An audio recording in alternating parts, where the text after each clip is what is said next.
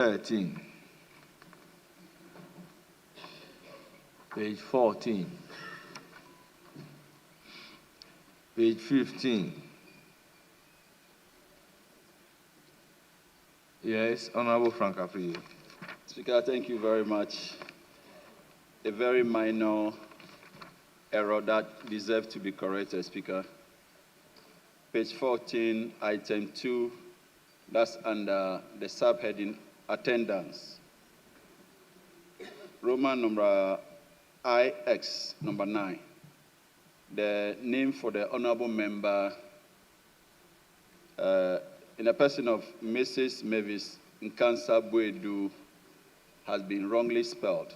The Nkansa is NK. If you could ask the clerk at table to delete the W.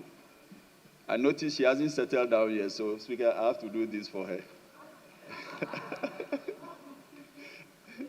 Thank you, Speaker. Honorable Member, you are right. Thank you very much. Table office, take note.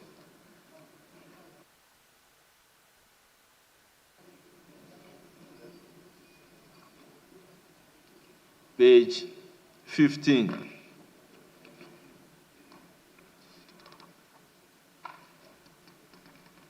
Page 16. 17.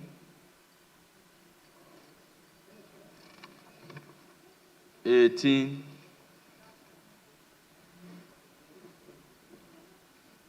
19. 20. 21. And 22.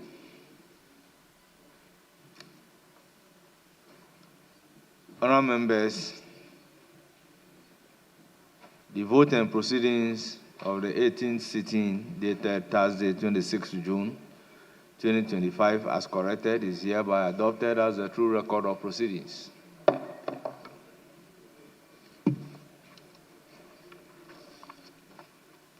Honourable members, official reports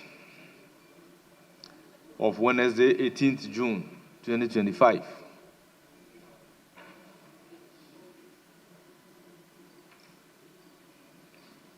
Any correction?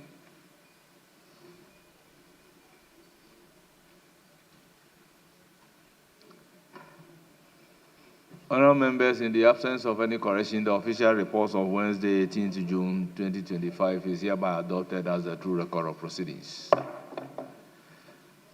Honourable members, we also have official report of 19th June 2025 under correction.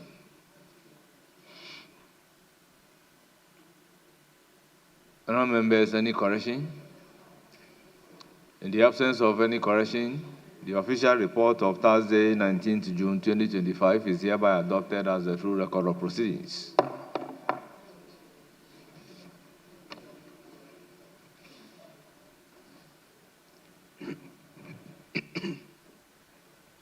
Honourable members, item number 6, business statement for the 6th week.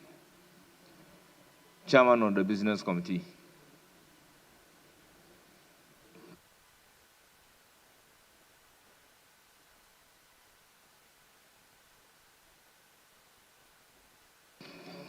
Right Honorable Speaker, your committee met yesterday and scheduled the following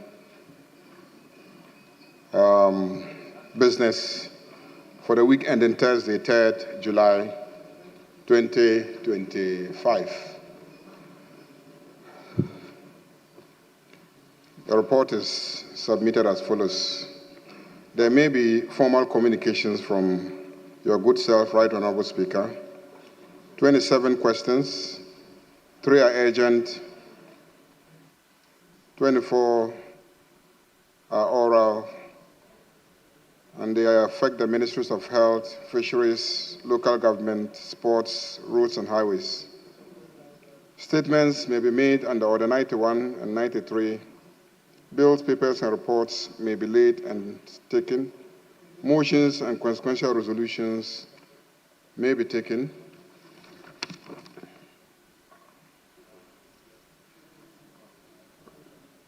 Right Honorable Speaker, the Business Committee is requesting that all select committees should thoroughly study the legislations establishing the various departments and agencies in respect of submitting annual and performance reports to Parliament, and ensure that the departments and agencies report timeously to Parliament for the necessary scrutiny to be conducted as part of the oversight responsibility of Parliament.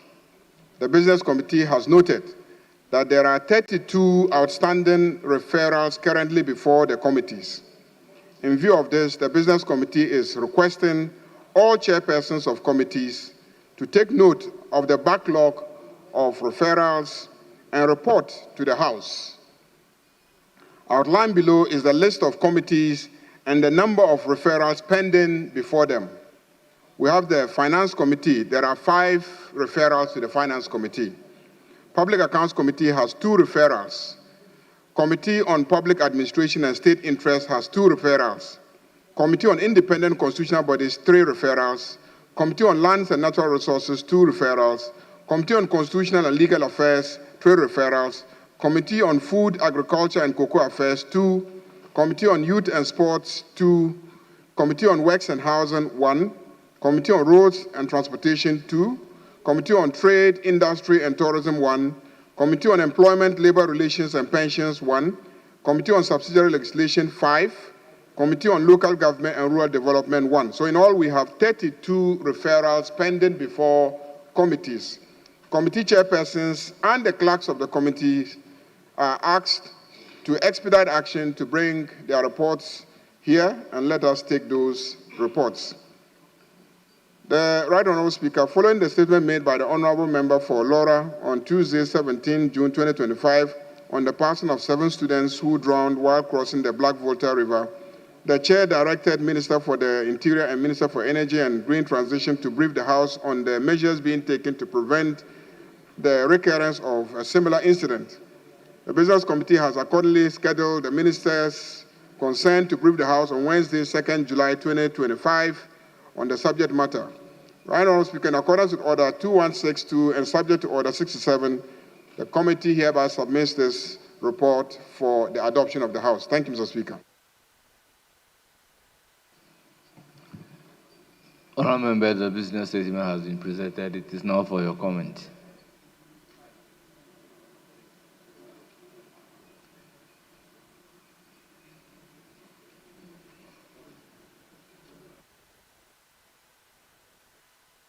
Yes, Honourable Minority Chief Whip. Speaker, let me start off by thanking the Majority Leader for the presentation. And start off by observing that I see 27 questions slated for the ensuing week. And I am aware that on the average, we've been doing 40, 45 questions per week.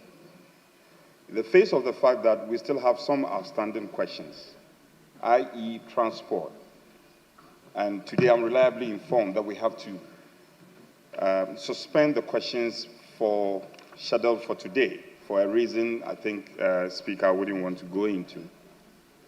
Can we look at adding on to the 27 because of the outstanding, i.e. transport, and what potentially will outstand today, the question scheduled for today, if the Leader of the House would take cognizance of that.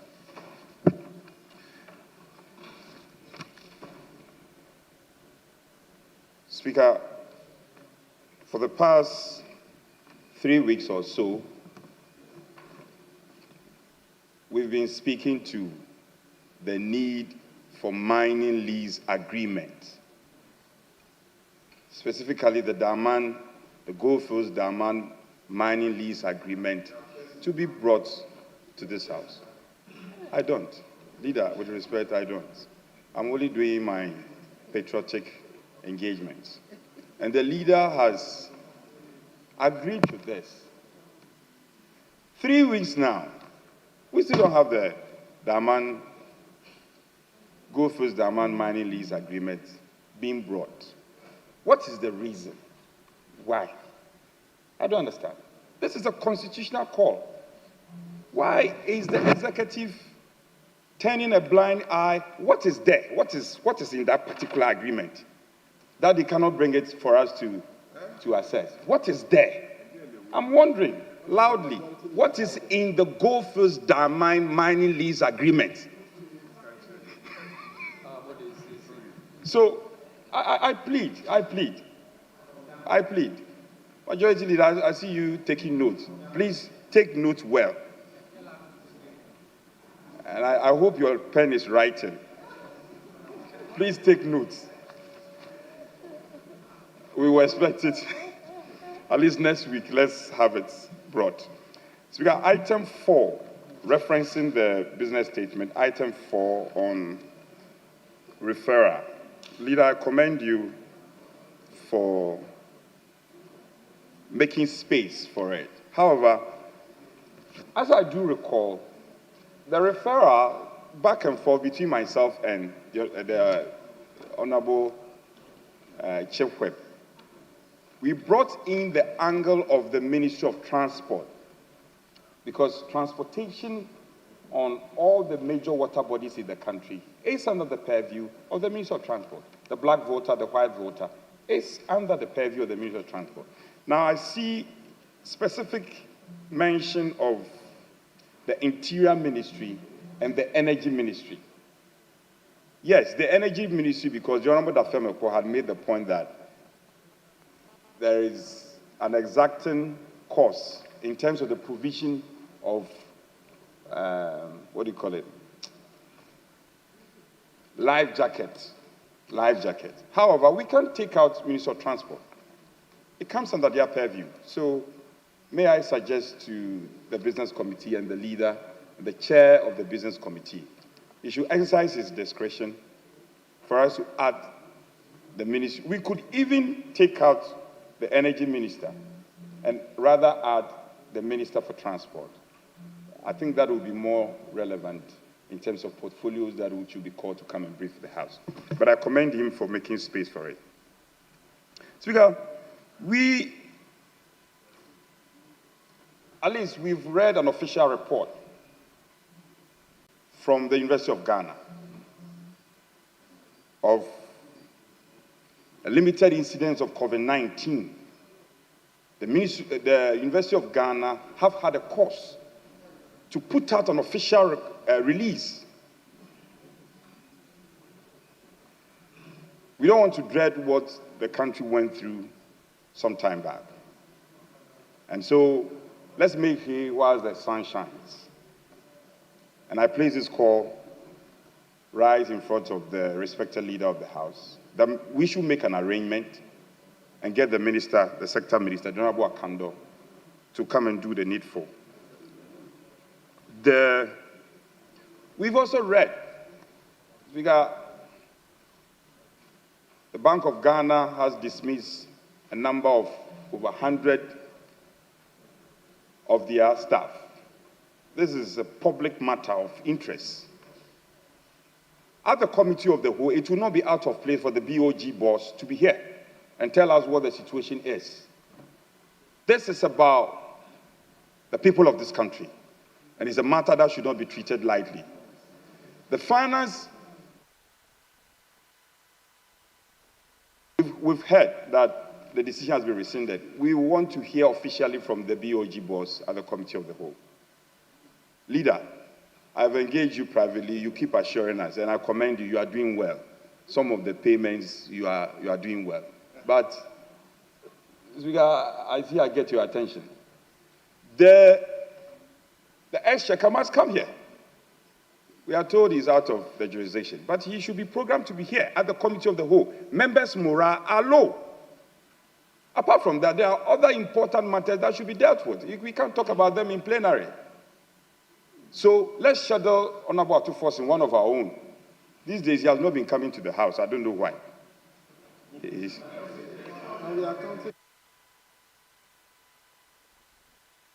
So Speaker, Honorable Atuforsen should be here. Committee of the whole. I am not talking about plenary. It should come to committee of the whole. Who says that? It should come to committee of the whole and brief us properly so that we can deal with all these matters. I'm speaking for you. You should be nodding towards me. You should be, I see you are smiling now. Yes. Leader, this is a very popular call. Otherwise, you won't have anybody at your back. Atuforsen must be programmed to be here. Committee of the whole. From Tuesday, let's fix him. The BOG boss must come. Well, if it's a holiday, we can do Wednesday. Wednesday, if you have enough time to prepare. Speaker, on the enterprise of Committee of the Whole, BOG must come.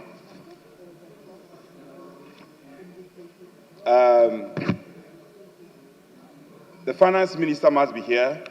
And then 2.4% increase in tariff, electricity tariff by the PRC.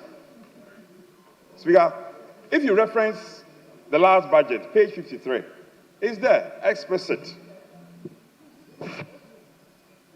That cost of increment in the pricing of gas, the weighted average cost of gas, anticipated an increment in the international market, was captured and ticketed for in the budget.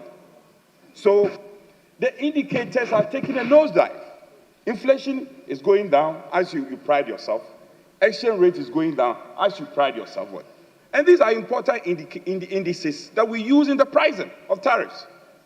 Suddenly, PRC comes out and says that he's increasing electricity tariff by 2.45%. Hey, is this the resetting agenda? So, yes, cumulatively, some 14% increment. The PRC boss must find his way here. I'm sure members will agree with me. The PRC boss must be here. So we've spoken to the BOG boss, Speaker, in respect of the dismissals. We've also spoken to the finance minister in respect of the payments that are so important. Speaker, if you may allow me to elucidate on the finance minister. He was here, confidently saying that we made payments.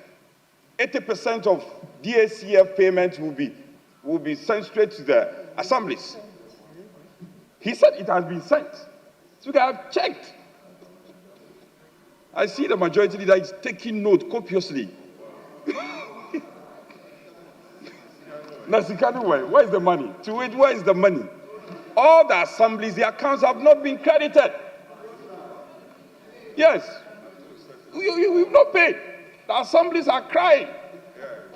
Our assemblies, the MMDCs, are crying. Under your research agenda. Ministers are crying.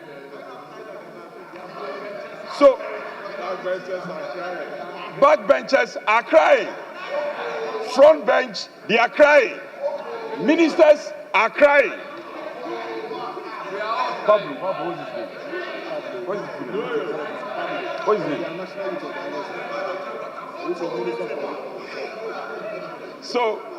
So this is a matter that is of common interest. We are all crying. Pablo is crying. The irony of the matter is that Honorable Minority Chief Whip, I hope you are a member of the business committee. Speaker, you know, I have a great deal of respect for you. Yes. Are you not a member of the there is business something we committee? call afterthought. There Yes, is always an afterthought. sometimes I feel that as a member of the business committee, you must raise this as a business committee and ensure that your concerns are captured at the business committee. Speaker, I thank you for your guidance. And I'm sure as we go into the future, I'll be guided accordingly. But I'm taking a cue from the masters of these tactics. The majority leader himself, when he was here, his seat was here.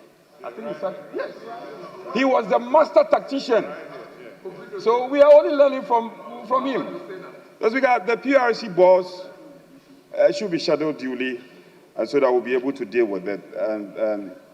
And also the payments. These are very critical requests. These are matters that we cannot leave out. I commend him again page, I think item 3 on the business team, on the referrals. We keep leaving these referrals to getting dusty on our shelves. And he's taking the measure to bring this thing up and flag these matters. But I think we can go beyond it. Stating the specific committees and the referrals, in terms of numbers, the outstanding referrals, is not enough. We should mention the specific referrals. Then we'll be communicating to the public and also exposing the outstanding work that needs to be done. Speaker, that is only where... After the referrals are mentioned in this House and referred to the committees.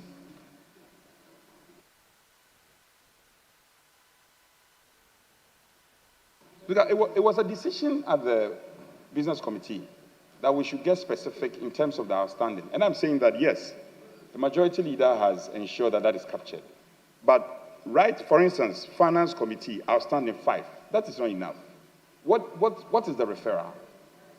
Because the numbers will not communicate in whole. But when we list the specific referrals that are outstanding, i.e. a matter on GRA or something, then we'll be communicating duly to the public. Because the essence of this is to let the public know and also put the spotlight on the leadership of the committee to ensure that these matters are dispensed of. So that is my concern. Speaker, the local government minister had said that some guidelines had been issued in respect of the payment or the transfer of DACF, even though you have not transferred a kobo, not even a penny to the account. Those guidelines have been issued. Speaker, the local government minister has further gone ahead to issue quotas, i.e. percentages that should be allocated to the various subject matter areas that were passed. So Parliament passes the DACF formula, then the minister goes ahead to issue quotas. I'm not sure he's close with those powers.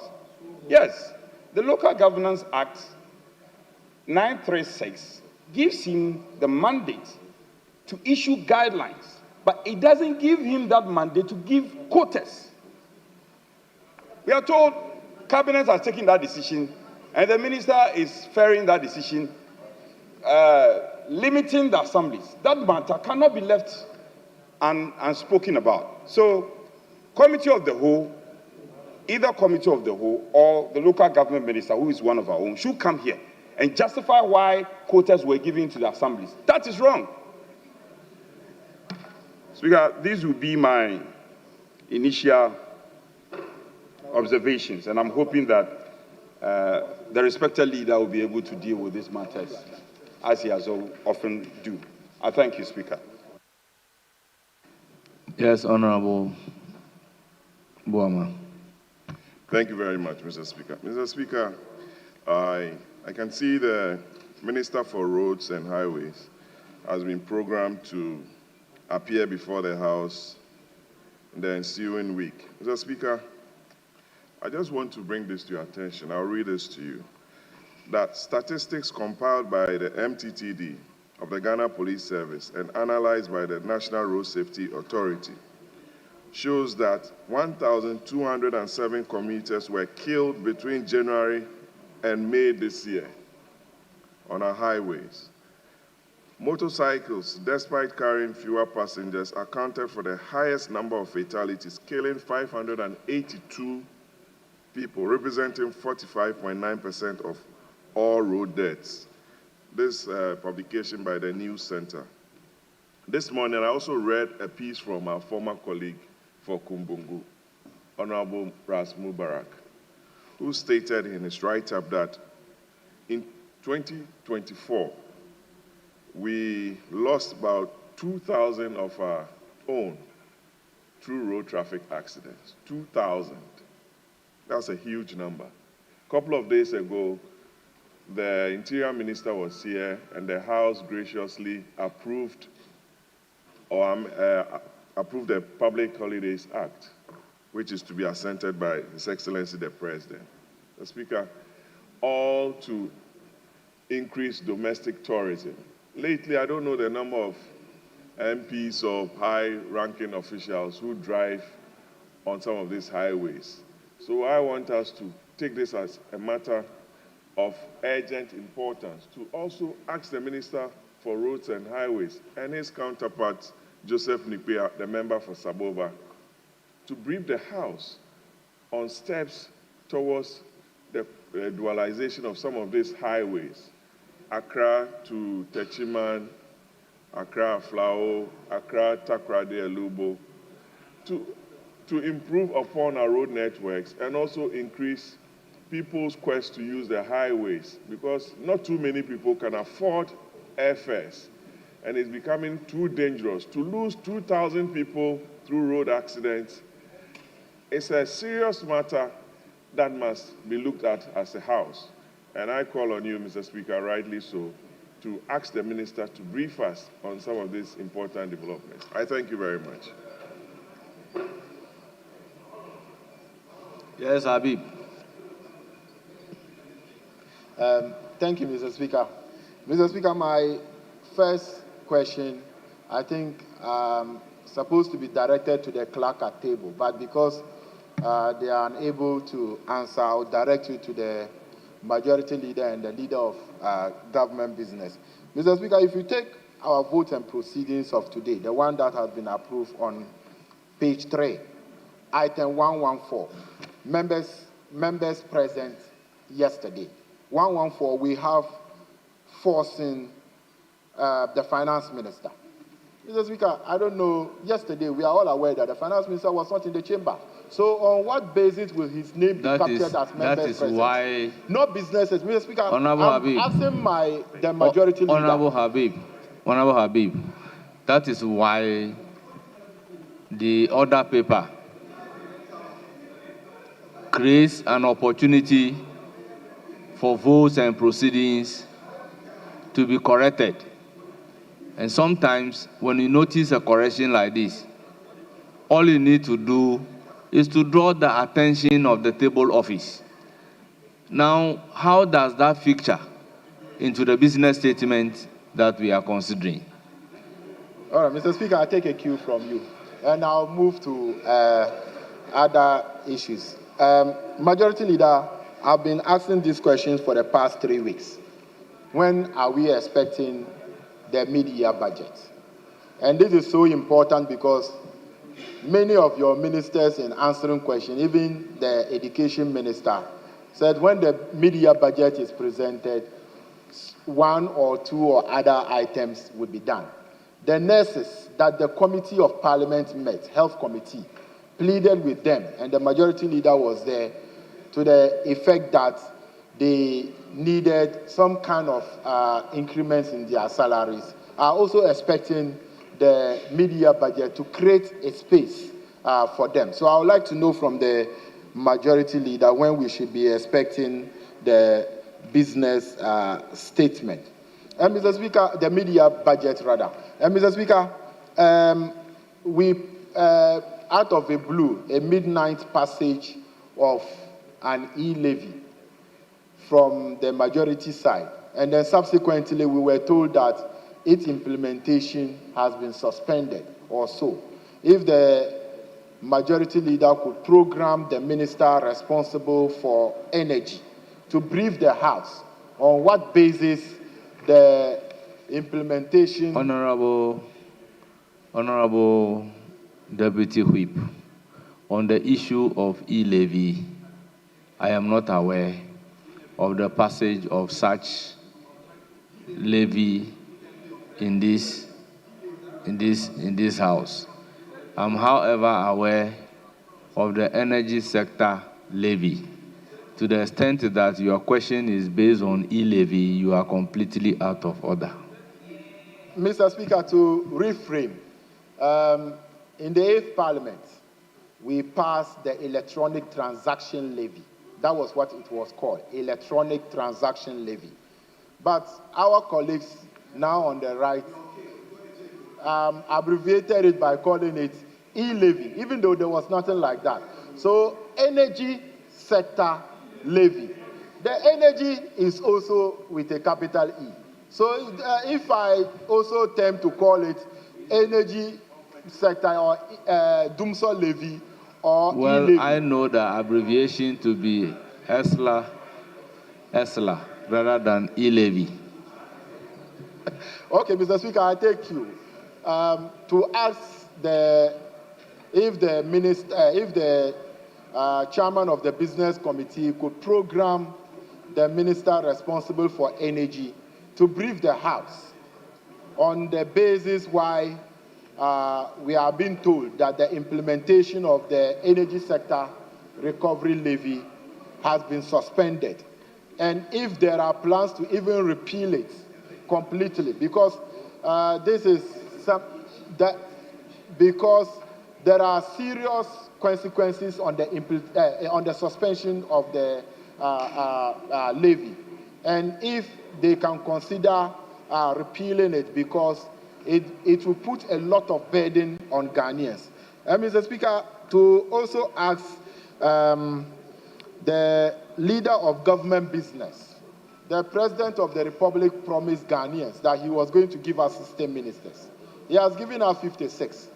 If it is so that the President, within his right, wants to give us 56 ministers, then he amend his promise to Ghanaians. Honorable Habib, is that also supposed to be featured in the business statement? Mr. Speaker, the chairman I think my of the business question committee deserves an answer, is the leader yes of or government no. business, and ministers and other parts. It is something of public interest, and it is within his power to answer this question. Mr. Speaker, I believe this is not time to ask questions to be answered.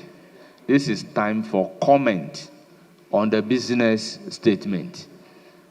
So, on grounds of relevance, I think you are not doing justice to the issue at stake. Okay, Mr. Speaker, I'm well guided on that. And then, Chairman of the Business Committee, I'm aware that there is a pending bill on the LGBTQ. Whether it has come to the attention of the Business Committee, and whether such is admitted to be advertised. Because, Mr. Speaker, what is happening in our country is very bad. 2 or 3 days ago, we've seen pictures of men kissing at the Independence Square. When they were on this side, they advocated forcefully on the LGBT. After getting power, they went to sleep. They don't more care about LGBT. They are saying nothing absolutely about LGBT. People are publicly kissing, and nothing is being done about it. The Independence Square, 3 days ago, 2 men.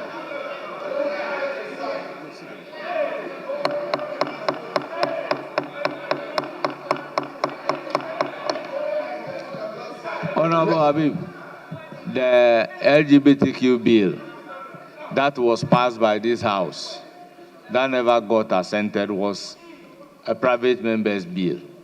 So as a private member, will it be wrong if you also introduce one? Mr. Speaker, I'm already aware that there is such bill already. And that is why I'm asking whether it has come to the Business Committee attention and when they will be programmed. But, Mr. Speaker, you could see from our colleagues, when I raise issue about LGBT, now they are going to sleep. Are you in support of LGBT? Is it the case that the government now is supporting LGBT? Or is it the case that you are now supporting it? Because I am raising a serious matter that 3 days ago, 2 men were kissing at the Independence Square. There are videos and pictures to that effect. And you are pretending as if you haven't seen it. And Reverend Ntosu is on her feet to defend this. Well, Honorable Habib, I do not want this issue to generate into debate.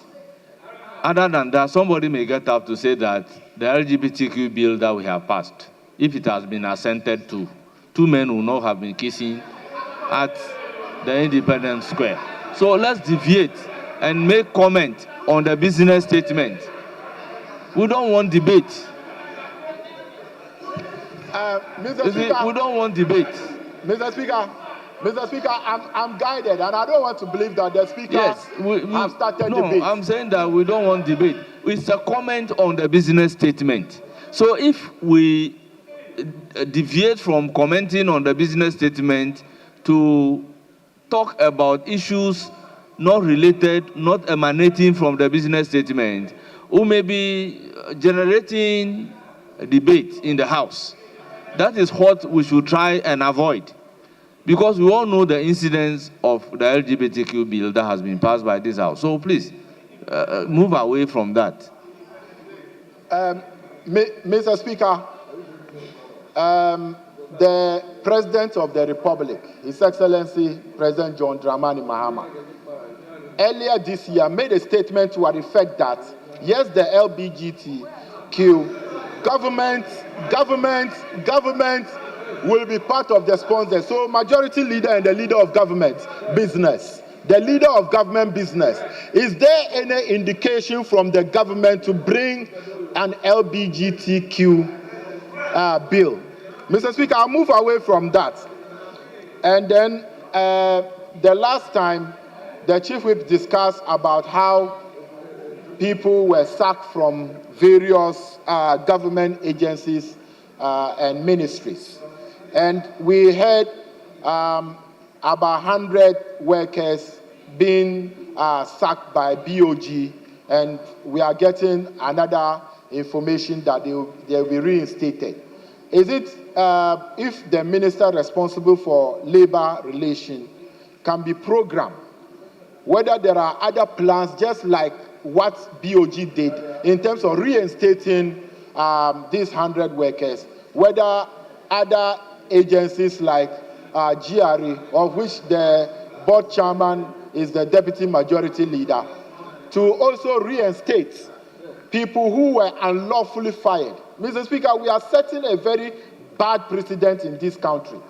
If we go for national election on the 7th of December and a new president is elected, it does not mean that the president who is still there, we have the president and the president-elect.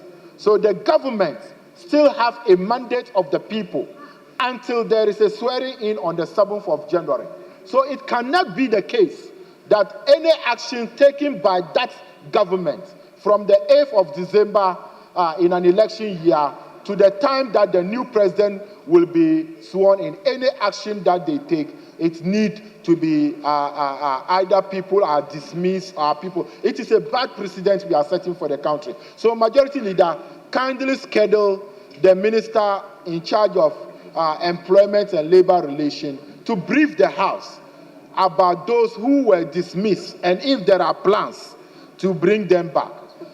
Chairman, the Minister for Gender is here. Habib, is it not the case that the minister has been here to answer questions? But Mr. Speaker, there is new development. The development that Bank of Ghana took a decision. That is why the minority. That's why the minority chief whip. That's why the minority chief whip is asking that the governor of Bank of Ghana be programmed. Mr. Speaker, Bank of Ghana is just one of the many people who have been fired. That is why so the others, the minister was here. The minister you are asking to be programmed was here on a question. And Mr. Speaker, I'm being were provided by Doyo. Doyo was here trying to even attack yesterday, me. the minister responsible for communication, was here, and part of the question posed to him was on termination of employment. Just yesterday. Mr. Speaker, the minority chief whip was in specific context that BOG should be programmed. Mr. Speaker, mine have gone beyond BOG. His is BOG to be programmed. And I am saying that people were fired from GRE. There is nothing on that.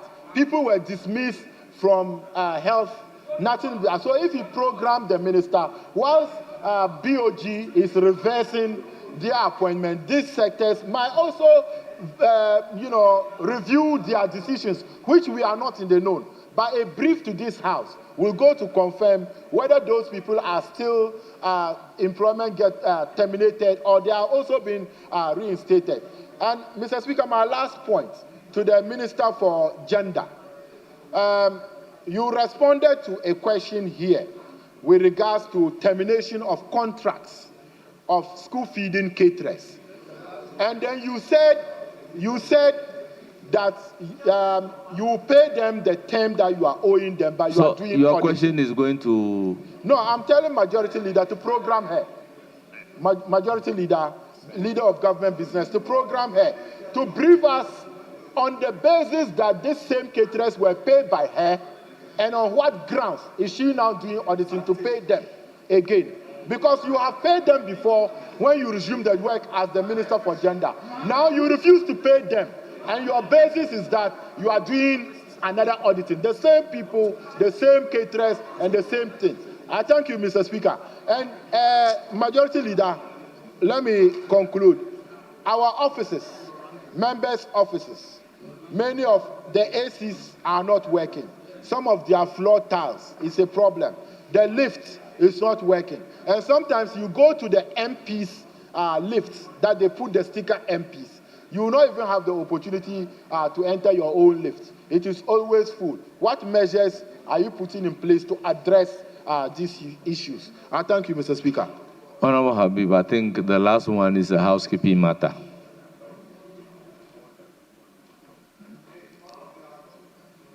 Yes, Jerry Shai. Mr. Speaker, I'm grateful for the opportunity. Mr. Speaker, this is flowing from what Honorable Patrick Boama had earlier intimated. He made mention of some roads and MTTD and the issues of accidents. Mr. Speaker, I'm looking at it from this angle, since the Minister of Energy is programmed to appear and to find out whether we have seen the absence of street lights in every nook and cranny of this city. Mr. Speaker, most street lights are not working, they are dysfunctional. And I'm at a loss which ministry is even supposed to be taking care of that, whether it's the Ministry of Roads or the Ministry of Energy and Green Transitions. Mr. Speaker, when you go to where the president lives, on the Major Mahama stretch, Mr. Speaker, in the evenings, you can't even drive, especially around the Chain Homes area, you can't even drive and see one street light functioning. From Burma Camp to the other child runabout, no street light is functioning. As I yesterday, when you go, Mr. Speaker, when you go from Malam Junction to Kaswa, which is a big highway stretch, there is no street light working. Mr. Speaker, in fact, what is even more sorrowful is that we now have gullies in the roads. And now I'm calling on the Majority Leader and Leader of Government Business to program the Ministers of Energy and Green Transitions and the Minister of Roads to deal with issues of the blackouts in the city and also the gullies, so that at least we can patch the potholes on the major highways, Mr. Speaker. And Mr. Speaker, with these few words, I want to say thank you for the opportunity. Yes, Honorable Soini. Thank you very much. Right, Honorable Speaker. Mr. Speaker, I have a very simple request to make of the Majority Leader as we program the activities to be undertaken by this House next week. But before that, I wish to comment on the request made by my good friend, Honorable Patrick Boama, which has also been reiterated by Honorable Shaib. He requested that my boss, the Minister for Roads and Highways, be programmed to answer or to report to the House about the state of accidents in the country. The Speaker, not to take away the contribution that the state of roads make when it comes to the cause of accidents, but it is common knowledge that the state of roads is not the only contributory factor to the spate of accidents that we have in this country. So, Mr. Speaker, I would rather wish or make an appeal that a comprehensive statement be made that will highlight all these contributory factors, and possibly, if that hasn't been done before, the statement is referred to a committee to examine these causes and to enable in future an interministerial committee of a sort that can work together to reduce the spate of accidents, because indeed the carnage on our roads are a worry to all of us. But I do not think that the request for the Minister of Roads alone to make a statement on it will adequately address the problem. Mr. Speaker, as for what our minority whip said about LGBTQ, I am one of the sponsors of the bill that unfortunately, though was passed by this House, could not be signed by the previous, the previous president. Mr. Speaker, I want to assure him and our colleagues on the other side that our position on the LGBTQ hasn't changed one bit. We are just disappointed that our first attempt to make it law was thwarted by the, inaction of the previous government. But whenever or however the bill returns to this House, I want to assure them that we will give them their support. But Mr. Speaker, now to my request.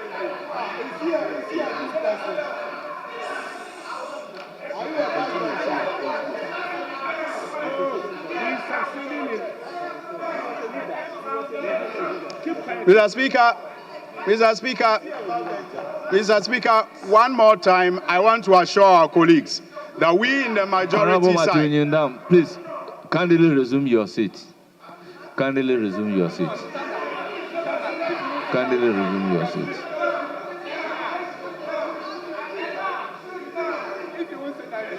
Thank you very much, Mr. Speaker. Mr. Speaker, so I just want to assure our colleagues on the other side that we are disappointed that our first attempt to make the LGBTQ outlawed in Ghana did not yield the desired results. If it did,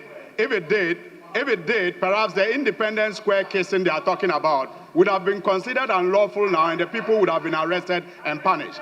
But that notwithstanding, we are ready to consider the bill however and whenever it is introduced into this House. But Mr. Speaker, my request to the majority leader is in relation to the ongoing investigations that we have been reading about in the news. I will wish that the majority leader programs the Attorney General and Minister of Justice, who, by the way, has been doing a very good job by addressing the press and telling people about the charges that people in the past government are faced with.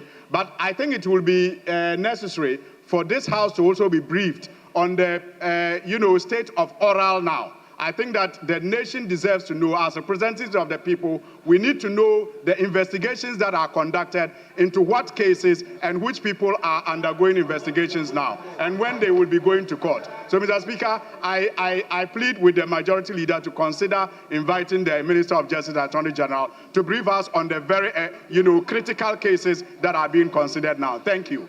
There are ECG matters and others.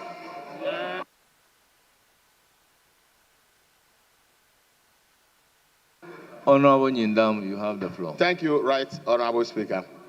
Honorable Speaker, Order 71 clearly tells us who present the business to this House, and when contributions are made, who is supposed to respond to those comments.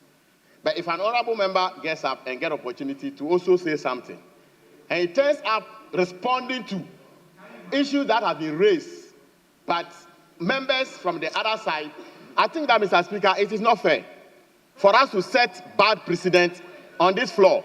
Mr. Speaker, the majority leader is fully armed and is capable to respond to members when we raise issues.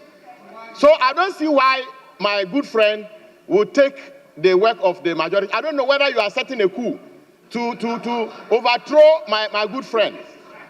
That we will not allow because he is more capable.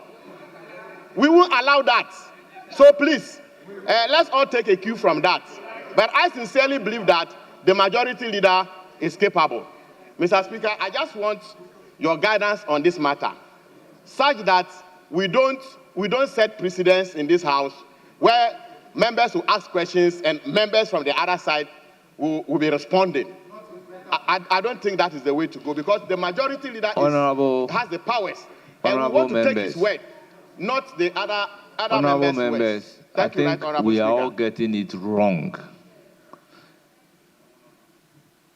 After the presentation of the business statement, we are supposed to make comment on the business statement. It doesn't give an opportunity to ask questions or debate. Order 71 is very clear. And on the high side, if I may read, 71.1. Every Friday, the chairman of the business committee shall present to the House a statement on the business arranged for the following week. Presentation of business arranged for the following week. For me, the essence is that the business for the entire period cannot be done. So it must be based on weekly basis.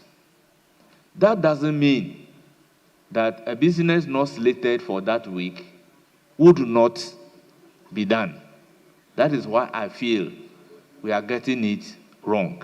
2, where the first sitting of the meeting precedes a Friday, the statement on the business arranged for the remainder of the week, where possible, shall be presented on the day of the commencement of the meeting.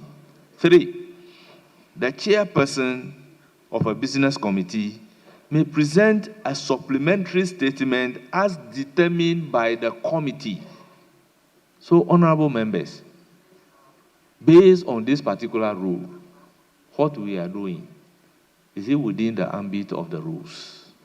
That's why I will always plead that let us all operate within the rules and we'll move forward. Honorable members, business statement as presented is hereby adopted.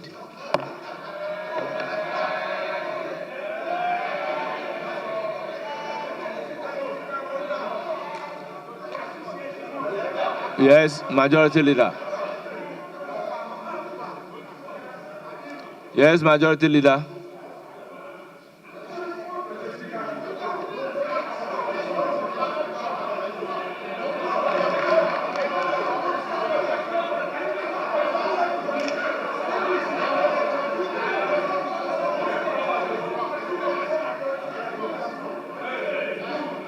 Right, Honorable Speaker, the Minister for Youth Development and Empowerment, Minister for Youth Development and Empowerment is here.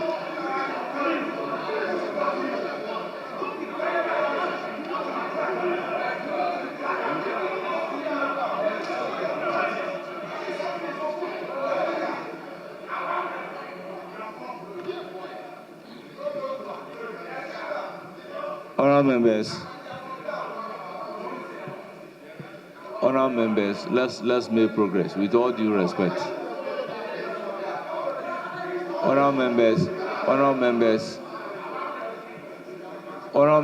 we have adopted a business statement. Let's make progress. With all due respect. Honourable members, let's move to item number 7.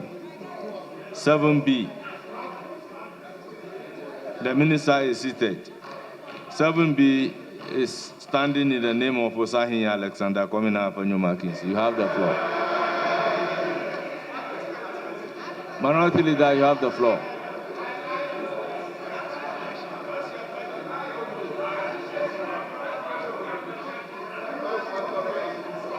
Charlie.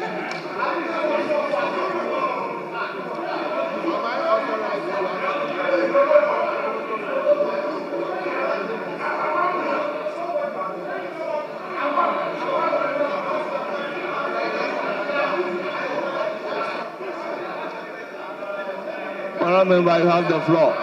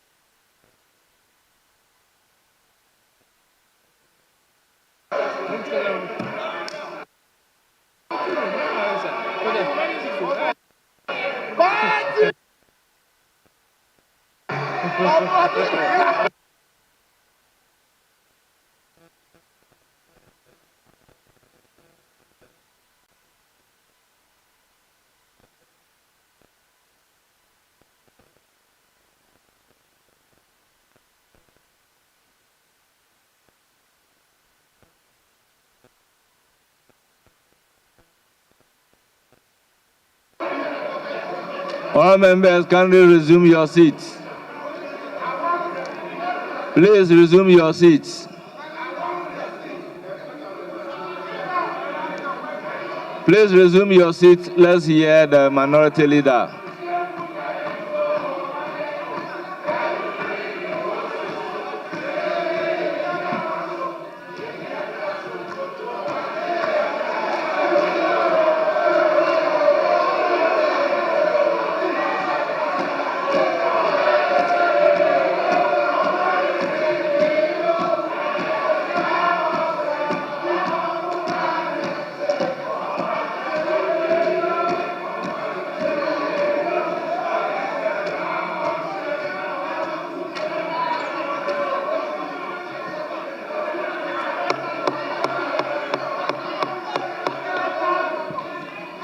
All members, resume your seats. Let's hear the Minority Leader.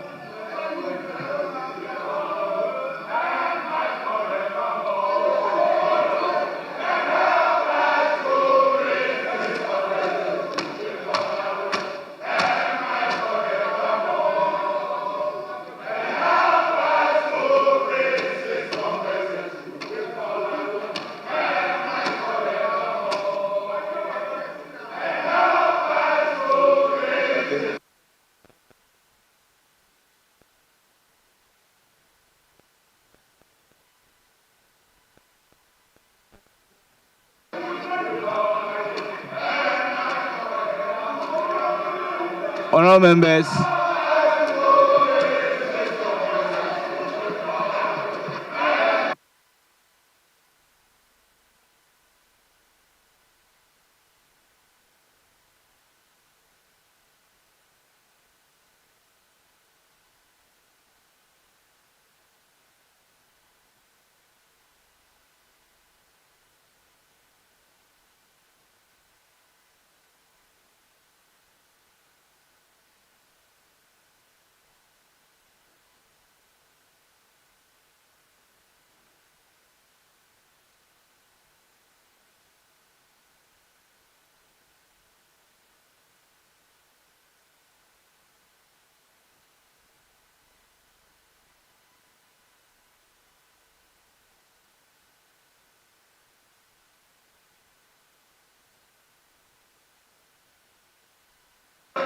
yes, Minority Leader.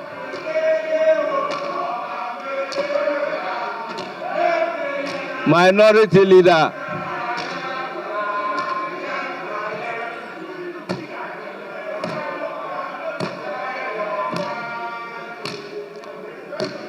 Yes, Minority Leader, you have the floor.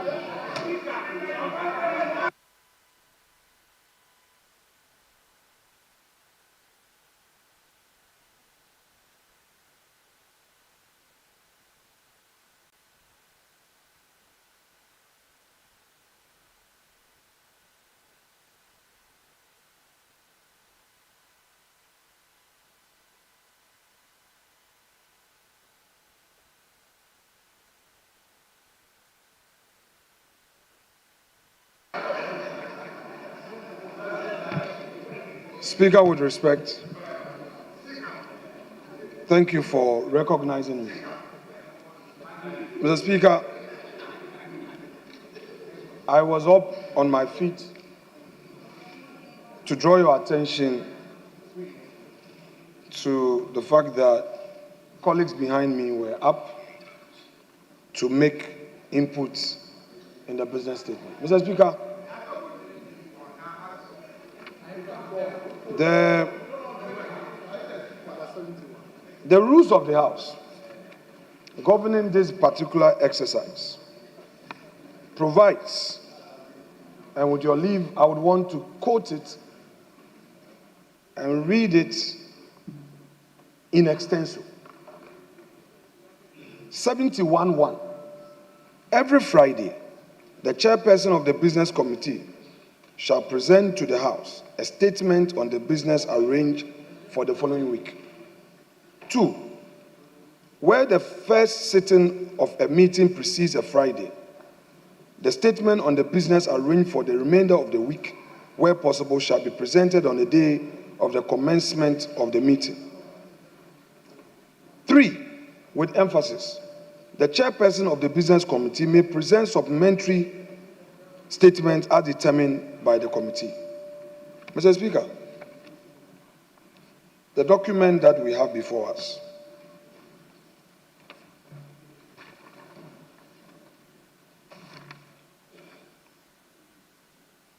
if you peruse it, the prayer of the chair is that he is presenting what has been discussed by his committee, and when such discussion, when he does this presentation, members discuss. What they do is to bring to the attention of the House some outstanding matters that perhaps the committee could not look at, some oversight, some matters of national importance that in the opinion of members, the minister ought to program, the leader of government business ought to program a particular minister to address the House on. Mr. Speaker, such an important exercise on a Friday like this cannot be limited by any rule or practice. This is a House of Parliament. The people's representatives, this is the only place where they have an opportunity to air their views. It's not about a restrictive interpretation of the principle of relevance. In this parliament, any matter discussed for the purposes of shaping governance is relevant. And that is it. Mr. Speaker, members were up on their feet to bring up matters to the attention of the leader of government business and the leader of this House. Mr. Speaker, I will plead with you. You are our primus. You are our primus.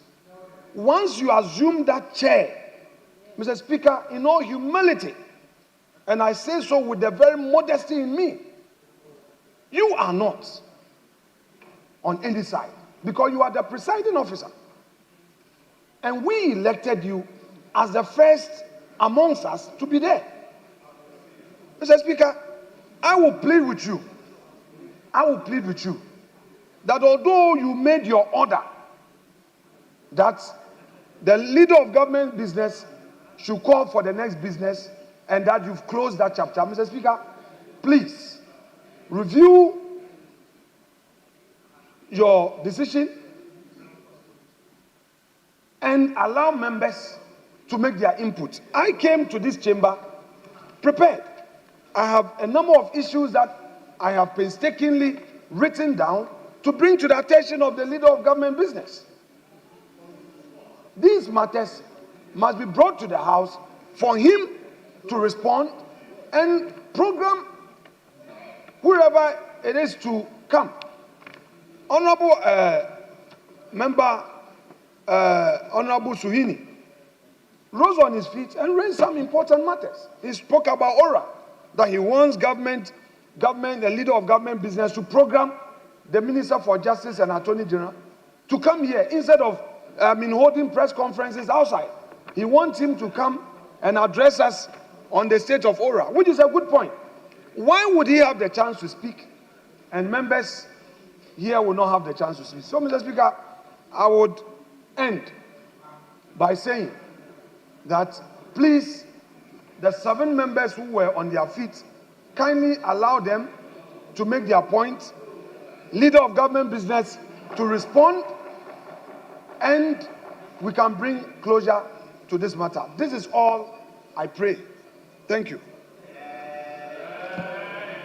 Yeah, honorable members, as speakers, sometimes we are guided by decision taken at conclave. This morning, we had a pre-sitting meeting, and there was an agreement as to even the number of comments that are supposed to be taken. So, honorable members, if such decision is taken and things have changed, all you need to do is to bring it to my attention. So, honorable members, Honorable Habib, we were at conclave this morning, and some agreements have been reached. So why are we going to do the contrary? As if it is the Speaker who is taking a unilateral decision.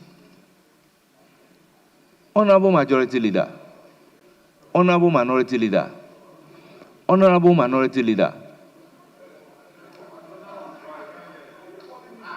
No, I'm not calling you to be on your feet, but I'm drawing your attention to the fact that certain things that happen here would emanate from some arrangement that we have reached at conclave. So when those arrangements are reached, I have a difficulty agreeing to do A, then I'll come and sit down here to do B. That is the challenge that I have at hand.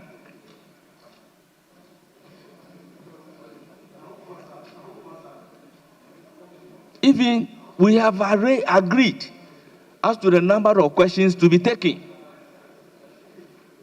Majority Leader, I'll give you the floor first.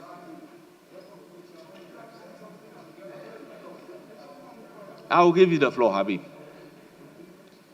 Let me plead with honorable colleagues that let us allow this one to pass.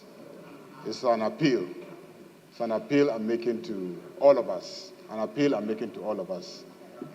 We've all agreed among ourselves that on Fridays we'll do some small politics. That's a common understanding. There's nothing in our rules that provide for that, but we agree to allow Fridays, relax the rules, we raise all sorts of issues. We make semi-statements under the guise of drawing attention to matters that should be on the agenda. And we joke and laugh, and then we proceed. Let me appeal to you. I know that you don't feel happy about how the process has been truncated today.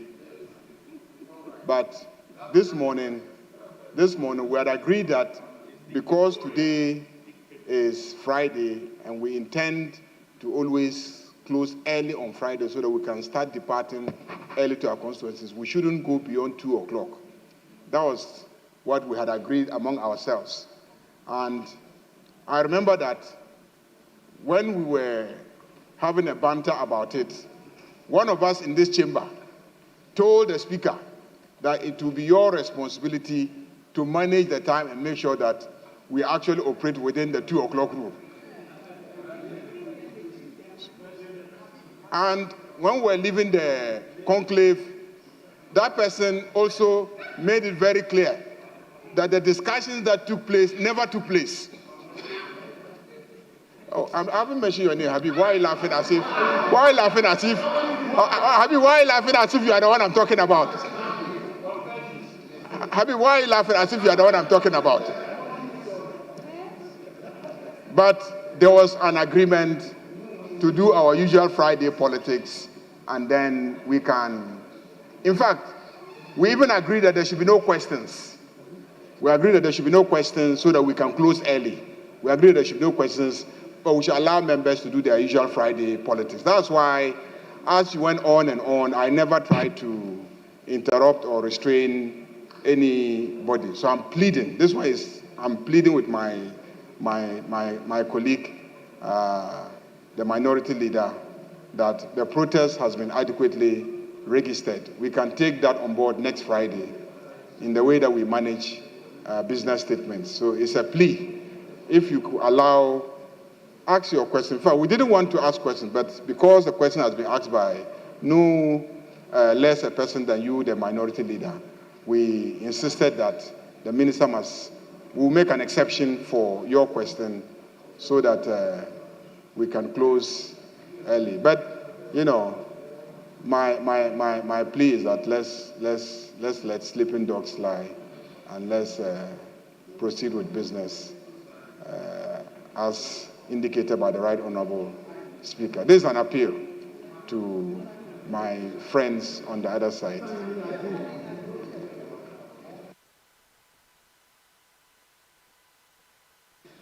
Yes, Honorable Habib. Thank you, Mr. Speaker. Mr. Speaker, like our able majority leader was saying, I was at conclave this morning with the majority leader and your good self and the clerks at table. Yes, we agreed to some other issues, but we never agreed that when business statement is presented and members raise questions, the majority leader must not respond or the chairman must not respond. Mr. Speaker, as much as we want to assist you to manage this house, we will not assist you to set a bad precedent, and which is business statement. The majority leader is a six-time member of parliament, and my small years in parliament, I have never seen even one occasion, unless a member doesn't raise any issue. Mr. Speaker, if business statements are presented and members raise concerns, they need to be responded to. Serious questions were asked. This sitting, normally in the parliamentary calendar, we call it the mid-year budget sitting. I have asked questions on it, no response. The chief whip has asked serious questions, no response. So, Mr. Speaker, is it the case that he will present the business statement, we raise questions, no response at all, and the speaker will just raise issues and commentary, and the speaker will not say anything? Mr. Speaker, I do agree that we agree among other things, and it has been violated even by your action. Because if we said there was not going to be questions like the majority leader said, when you said the business statement is adopted, next questions and bring him here, where is the bad faith coming from? So, Mr. Speaker, with respect, I think that Hansard will capture what happened today, and it should not be captured that business statements were presented, members raised concerns and questions, and no response, and the speaker just veto that it is adopted without that. So, Mr. Speaker, with respect, let him respond to our questions. And then after that, if there are concerns from members, because we never discussed at conclave that when concerns are raised, he will not respond, or we should truncate any business statement process. I thank you, Mr. Speaker. Well, Honorable Habib, honestly speaking, the issues raised very well, very well. Mr. Speaker, I've heard the plea from the leader of the House. I think we can make some compromises. 10 of them were up. We can agree to take 5 of them because they keep approaching me.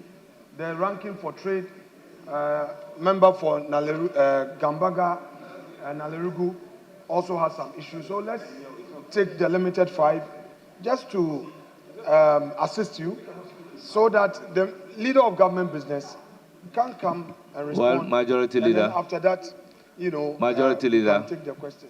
There's no. Majority Leader, we have to take 5 more. I want to be guided by the sense of the House. My plea is that even if your father errs, you don't give your father up in the marketplace.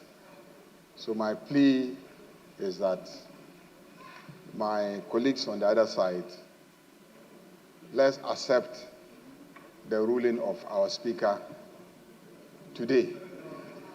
As you can see, the ruling affects you, the ruling also affects me.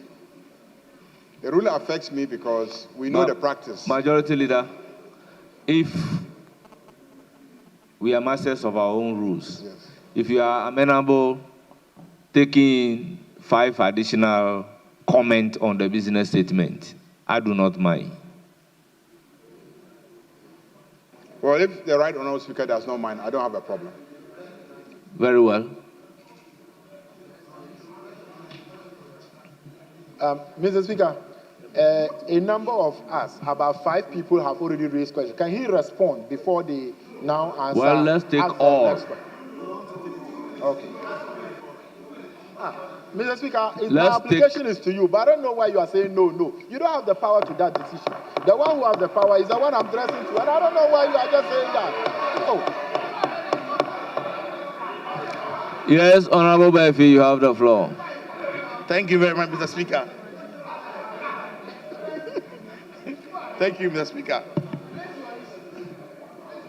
Mr. Speaker, I just want to draw the attention of the Majority Leader to a very critical situation that has happened within this country that need to be addressed as soon as possible. I'm talking about the abolition of the 1D1F policy of government. Excuse me, sir, please. Just let me finish. I believe seriously that this policy was doing so well in this country, especially where we had about 165 active companies operating within this country that will not have a very good anticipation in the future because they don't know what to. I just want to come to my point, just a preamble to what I want to say. Yes, honorable members, let's make some distinction here. There is a distinction between business statement and statement under Order 93. When it is statement time under Order 93, then you can get up to raise a matter of urgent public importance. But this one is business statement governed by Order 71. So if it is a comment on the business statement, then that one, it can be taken. But this one, your issue is on 1D1F. Mr. Speaker, I was just trying to set the tone to what I want. I just want to ask the Majority Leader to program the Minister for Trade, if it is possible, next week, for the Minister to bring to this honorable House an alternative to the 1D1F program, because there is no alternative now.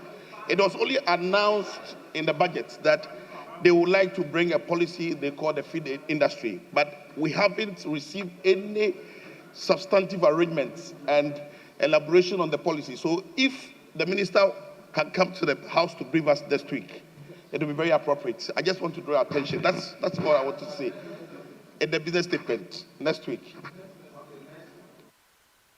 But are you the ones directing that?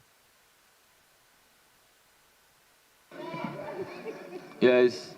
Right, Honorable Speaker, thank you very much for this opportunity.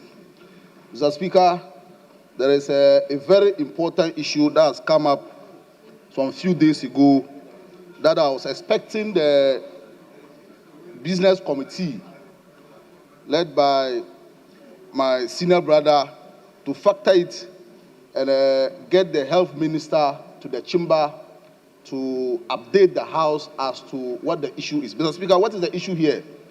Some few days ago, University of Ghana issued a statement about COVID, banning all social gatherings.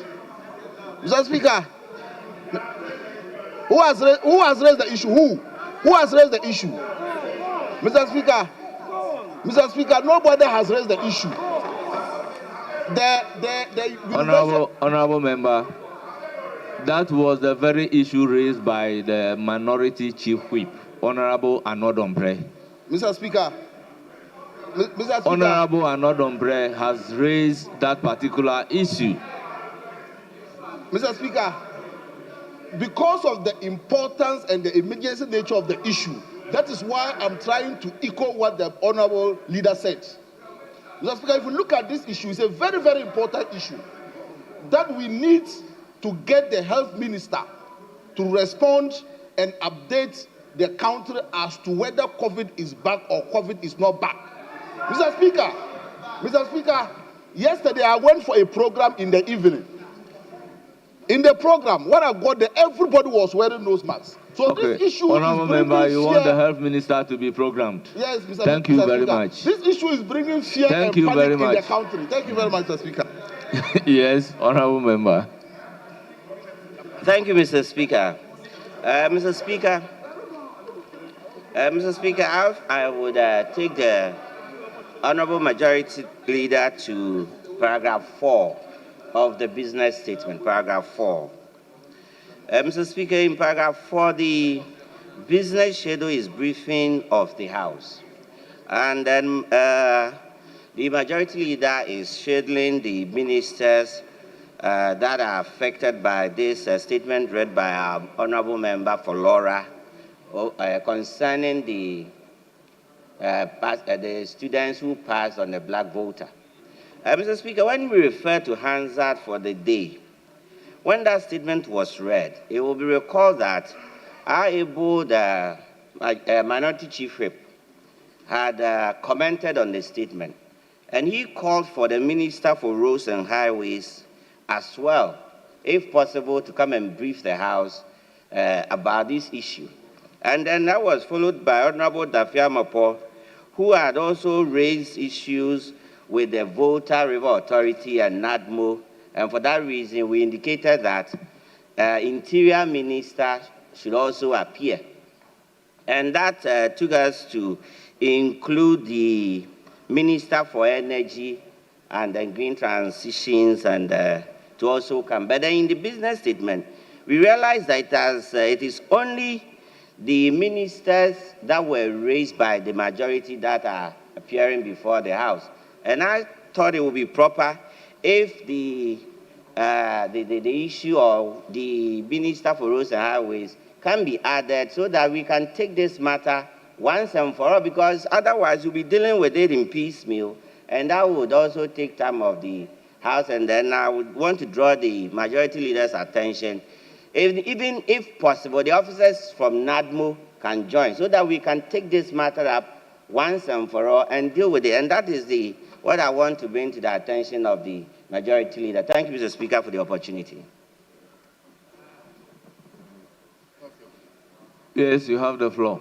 Thank you very much, Mr. Speaker. Mr. Speaker, I want to draw the attention of the majority leader of the threats made by the Ghana Registered Nurses Association yesterday of an impending strike action. In spite of the effort made by the Committee on Health to get the association to suspend its strike action, yesterday they expressed disappointment and the fact that we haven't been able to meet their needs as promised yesterday. And so I thought the majority leader could arrange for the health minister to appear before us and brief us on efforts made to ensure that the nurses cancel the strike as it is altogether. Thank you, Mr. Speaker.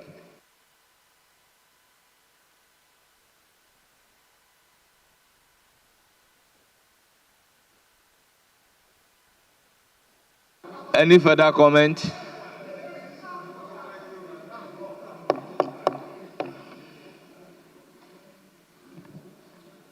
Yes, you have the floor. Mr. Speaker, let me, on behalf of my colleagues, thank you for your magnanimity in helping them to air their views. We pray that such engagement shall continue for the peace of this House. We may proceed. Thank you. Yes, Majority Leader.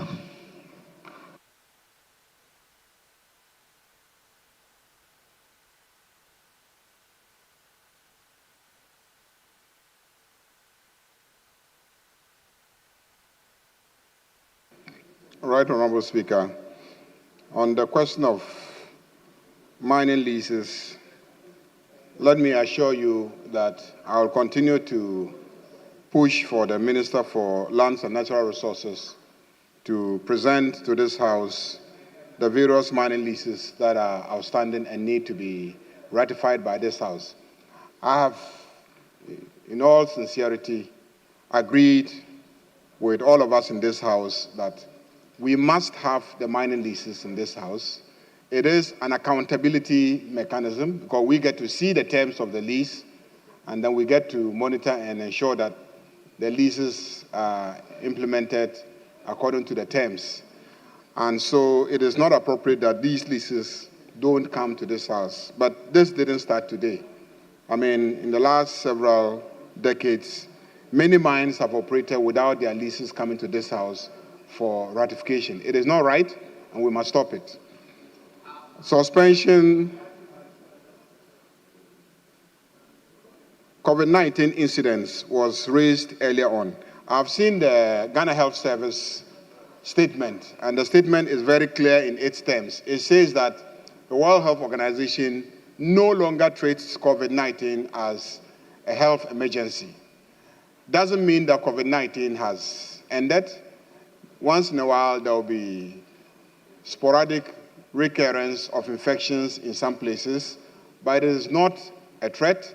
Indeed, the Ghana Health Service says that nobody is being admitted on account of having COVID-19, but they still encourage people, if they experience the symptoms, to report so that they can be taken care of.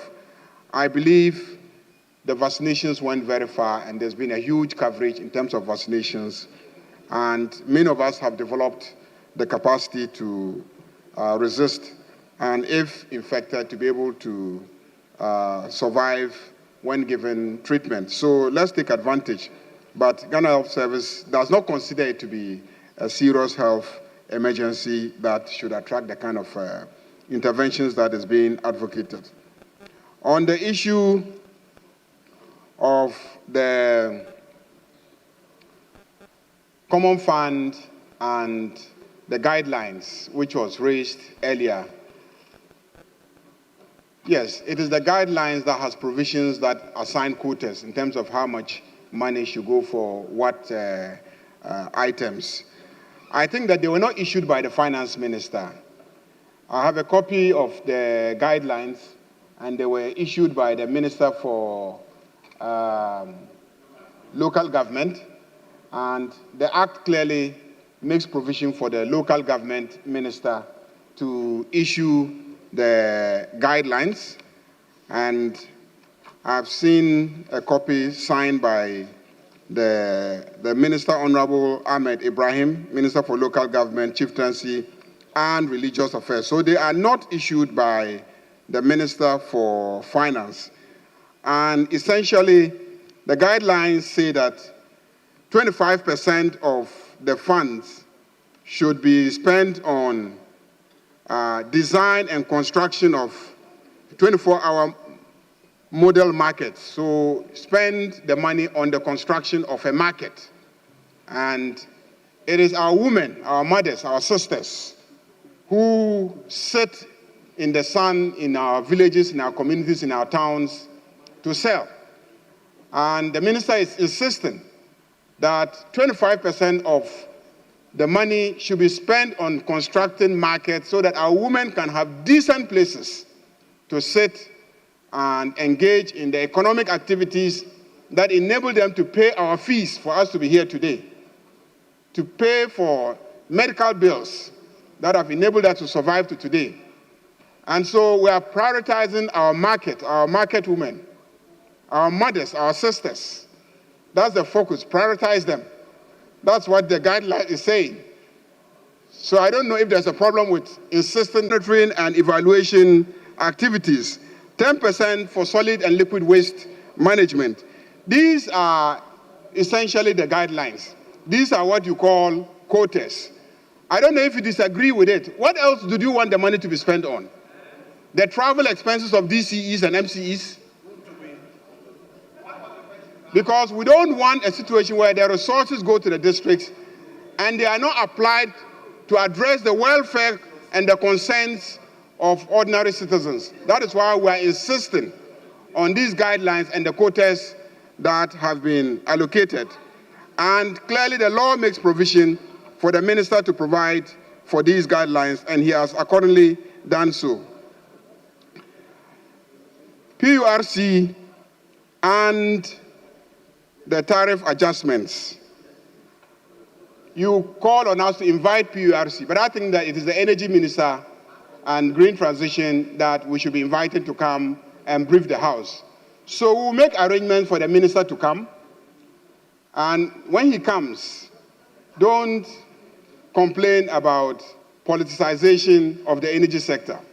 Because you all know that the whole of last year, and I think sometime before that, there was an effort to prevent the PURC from adjusting the tariffs. So that whole period, there was no adjustment. But you know very well that bills were accruing. Payments have to be made. ECG is accumulating huge debts. And it has to be paid for. And who is supposed to pay? Is it not the consumer? And if you are not adjusting the tariffs to enable ECG to pay, ECG is going to collapse. They are no longer going to be able to buy the inputs needed to keep the generators on. And we are going to have lights off. The bills have to be paid. So if PURC is doing its work, I don't think that there's a basis for saying that because we have improved the economy, exchange rate is stable, dollar rate is stable, inflation is relatively stable. If all these indicators are stable, it doesn't mean that the debt that has been accrued at ECG will just be wished away. The debt has to be paid. It has to be paid partly by consumers. We've designed a model for paying the debt. That was why we came in here and appealed to the House to approve the adjustments to the energy levy so that we can have 1 CD saved from the benefits accruing from the decreasing price of fuel at the export price to pay that bill so that we can have ECG functioning efficiently. In addition to the privatization of the distribution subsector of the energy sector. So these are measures that are being put in place to address the huge debt that has accumulated at ECG. But the minister will be invited. He will come and he will give us the full detail of the mess that we are in and the effort that we are putting in place to address that mess. Mr. Speaker,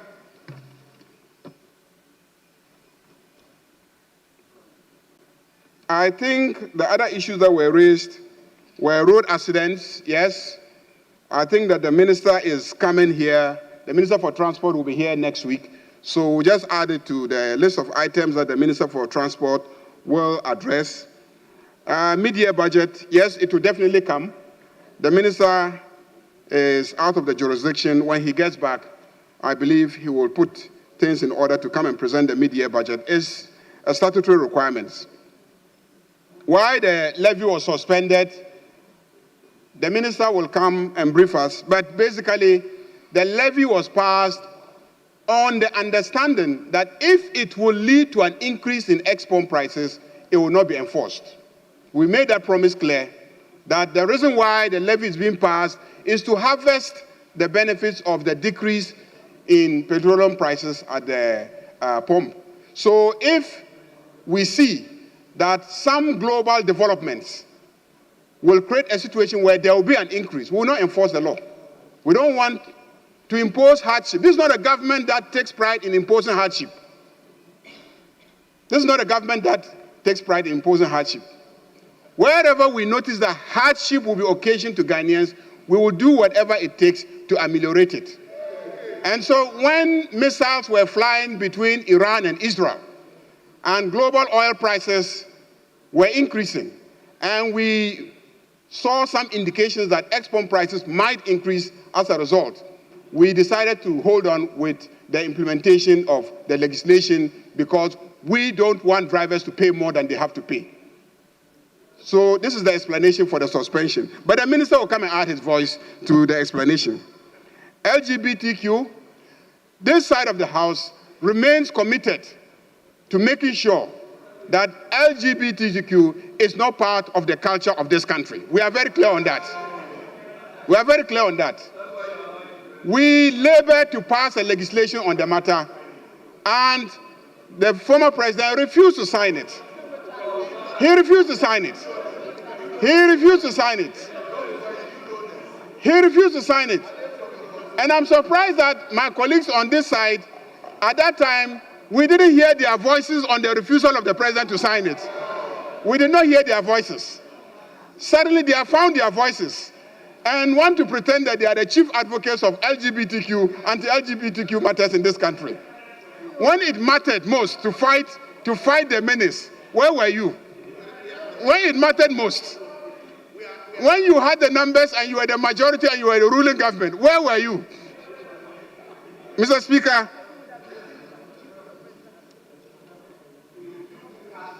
street lights, there was an issue about street lighting.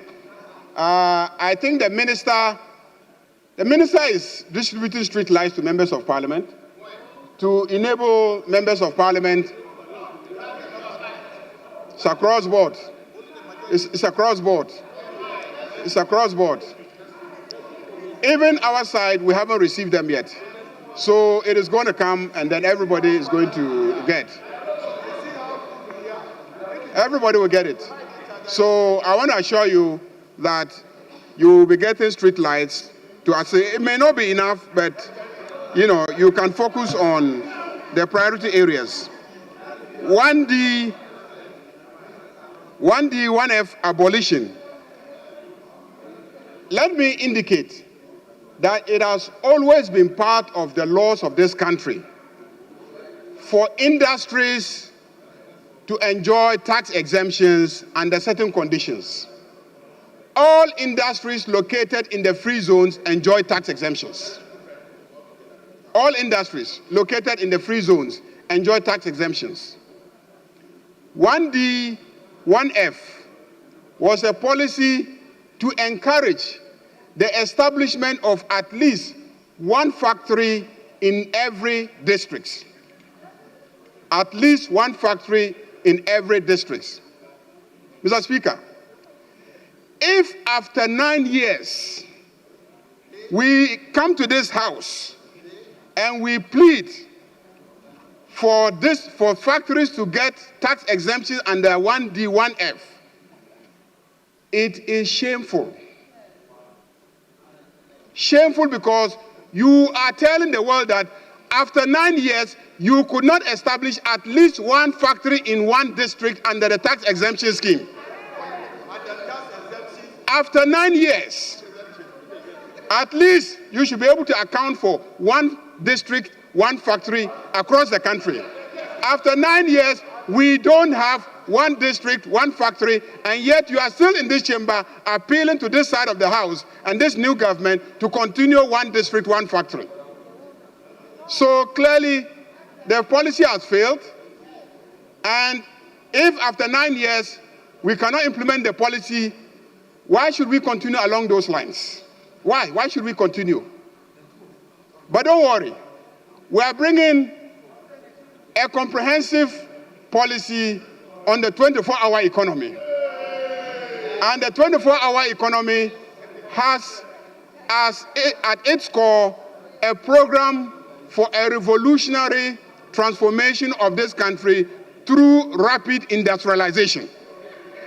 That will happen, and where there will be a need for tax exemptions, we will come to this House and will ask for the tax exemptions. Mr. Speaker, on the issue of the registered nurses, the President directed that a meeting be convened by the relevant ministers to address the concerns of the nurses. I was there when he gave the directive, because I went to report the work that Parliament did in terms of mediating to get the nurses to call off the strike, and the promises that Parliament made to the nurses, and he directed that a meeting be held with him to see how far we can go in terms of meeting the needs of the nurses. Unfortunately, the ministers are all out of town, as indicated by your own ranking member for health yesterday on radio. The finance minister is out. The health minister is also out. They are all with the president in, I think, Brussels on a major health issue. And so when they come back, I'll follow up and ensure that that meeting to address the concerns of the registered nurses, as promised by Parliament, does take place so that we see how far we can reach out to the nurses. I believe the issues have been raised, have been addressed. Thank you very much.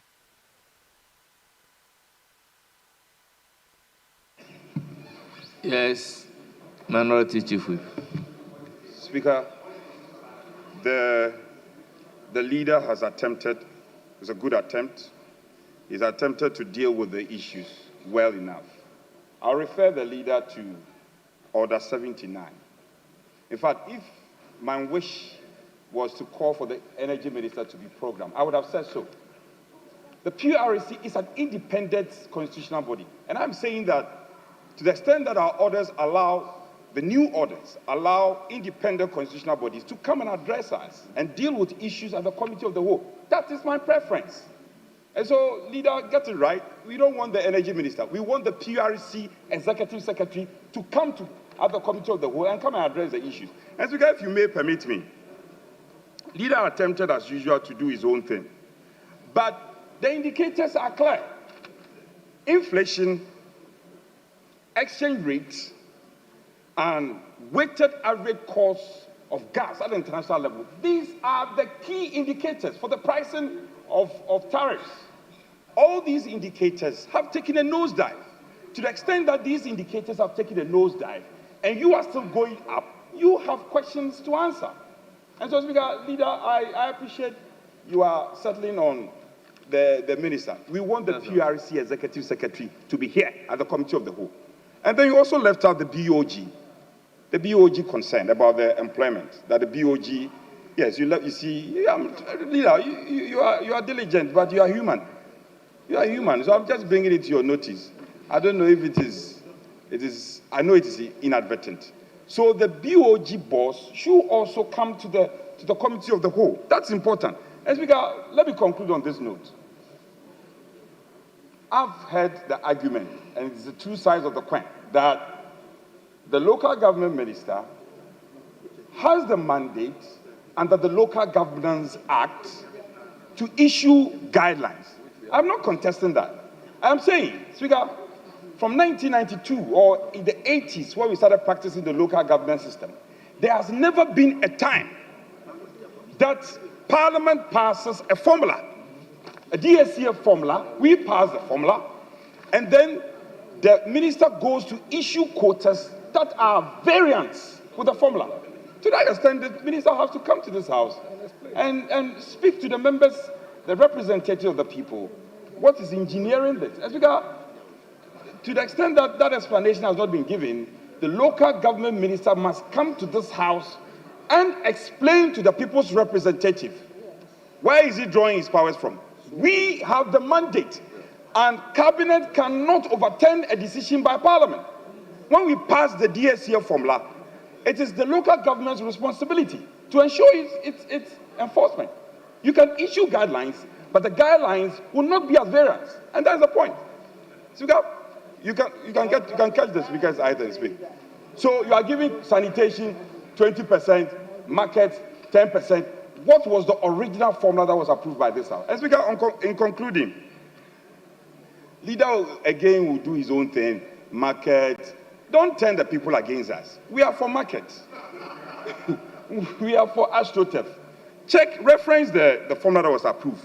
70 million was devoted for the construction of AstroTurfs, the new formula that was approved by DACF. 70 million for the construction of astroturfs, markets, parks. It has been taken care of already. So, questions about duplication. Duplication of function in which way? Reference your DACF formula past. Speaker, so that is the point. And I want the leader to take this in good stride. I respect him. Speaker, I respect him.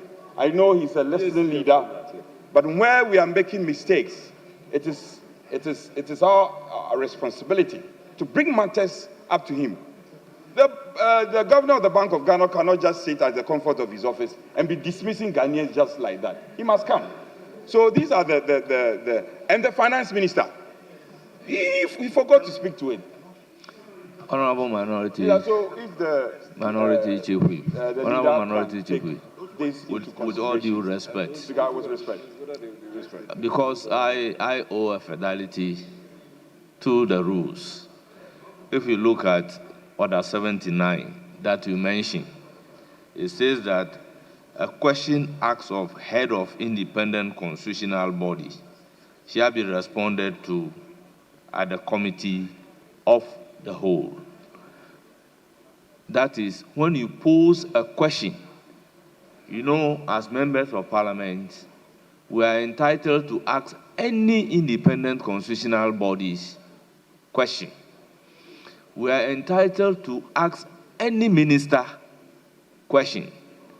It is following the question that the minister or the head of the independent constitutional body will be programmed by the business statement to appear before the House. But where there is no question directed at the independent constitutional body, where there is no question directed to the minister, or there is no statement transmitted to the minister, and then at a time for adoption of the business statement, we are saying bring the minister, bring the constitutional body to come and answer question. The issue, therefore, is that which question have we filed in relation to which the minister should be programmed to come and respond to? That is one aspect that we should look at. Two, independent constitutional bodies are defined at page 4, the interpretation column, that is Standing Order 6. With permission, if I may read. Independent constitutional bodies include Electoral Commission, Commission on Human Rights and Administrative Justice, National Commission for Civic Education, National Media Commission, Office of the Administrator of District Assemblies Common Fund, Office of the Auditor General, Bank of Ghana, and other bodies established to have exclusive jurisdiction in the performance of assigned function. PURC, is it also an independent constitutional body? This is just food for thought. We should think around it, and mine is to bring it to your attention. Then we can have a best way of going about the issues. Whether we should raise questions directed at them to come and answer, or how do we go about it? Or the business committee can so move to program them to come and appear before the House and respond to questions. What question would the business, what question will be transmitted to them to come and then answer? These are issues that we should take on board in commenting on a business statement. I am to provide a guide.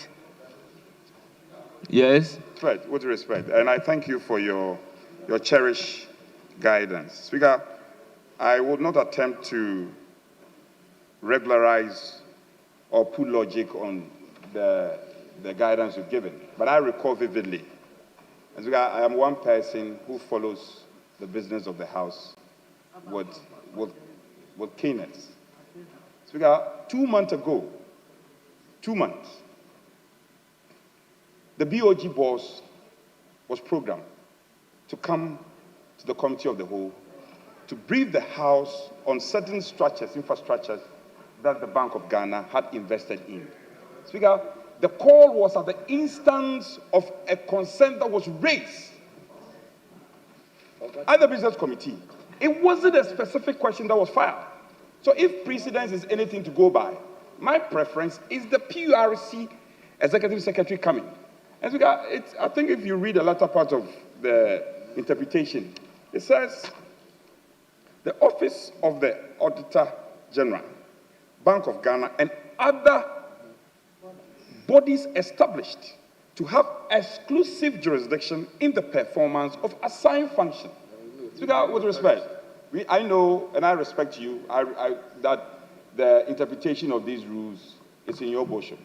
If it is your pleasure that, as was suggested by the majority leader, it should rather be the Minister for Energy and Green Transition coming to address this matter, so be it. But I insist that I'm within the provisions of the orders, that we should rather allow... Well, by the application of Adjutant General's rule as to whether PURC will also be a constitutional body, because the Constitution expressly mentioned those bodies.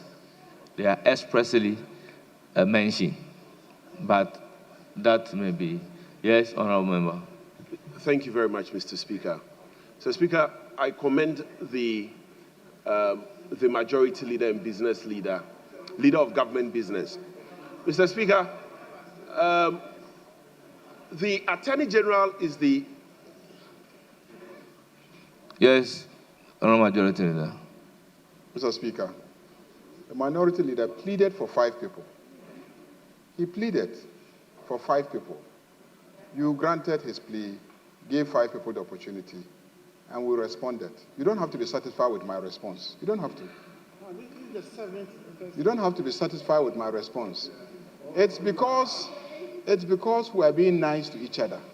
The Speaker is indirectly telling you that if you want a minister to come and answer a question, file a question, urgent question or oral question, and the ministers will come. If you want an independent constitutional body to come and answer questions, file a question.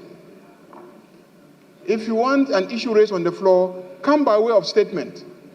You can even move a motion that we can debate it and pass consequential resolution. The rules are very clear. But like I said, we've all agreed to play our Friday politics and disperse. But let's not carry it too far. Please, Mr. Speaker, the minister has been sitting here. It's almost time for Friday prayers. MPs have to travel to their constituencies. We have questions, and then we have 2 statements to make. So I'm pleading with it. We can't use 3-4 hours every morning just deliberating on business statement. Something that your own committee has met, deliberated, and concluded on, and we are simply just reporting. So, Mr. Speaker, let's end it then. Let's get to question time. Well, we will certainly end it there. But the leader has a responsibility. A while ago, you just forgot about finance, and I brought it to your attention. A while ago, you forgot about BOJ, and I brought it. So we are not just doing politics. We are representing our constituencies, and he must take this in good stride. Leader, we respect you, but we are also representing our constituencies. The minister should wait. This is Parliament. We cannot please the minister. The minister must wait and answer the questions. This is the Parliament of Ghana. He must wait. Our work is unnecessary.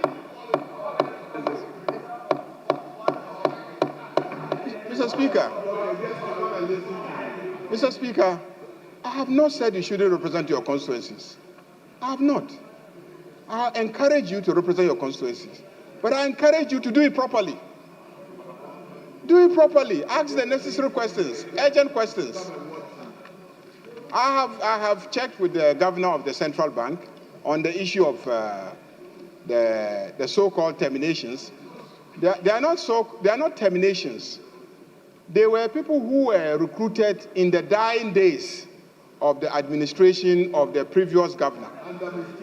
And they were taken on a 6-month probation. It has come to the end of the probation period. And the person who has put them on probation doesn't think they should continue. If you fail a probation, the person is entitled not to permanently engage you. And so he decided not to continue. But upon pleas and interventions, he's extended their probation by another 6 months. By another 6 months, to give them an additional opportunity to prove themselves.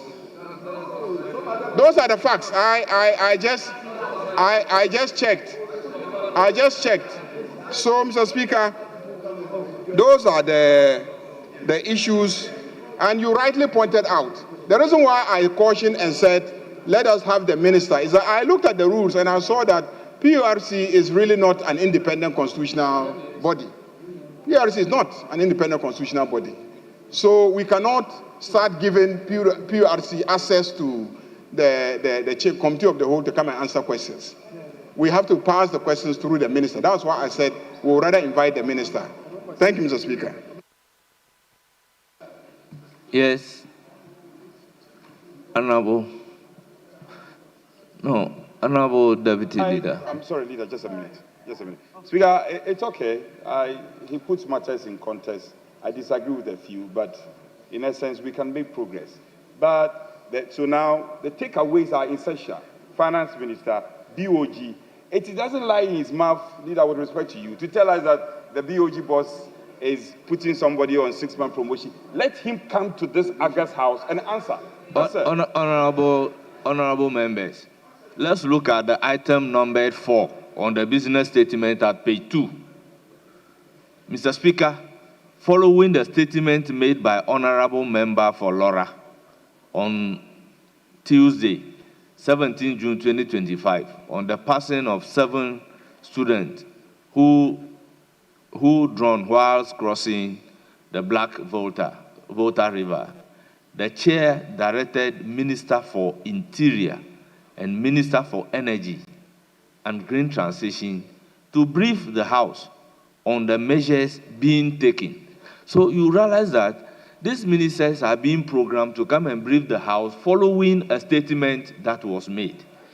In the same way, following a question that you have filed, ministers will be programmed in the business statement to come and answer those questions.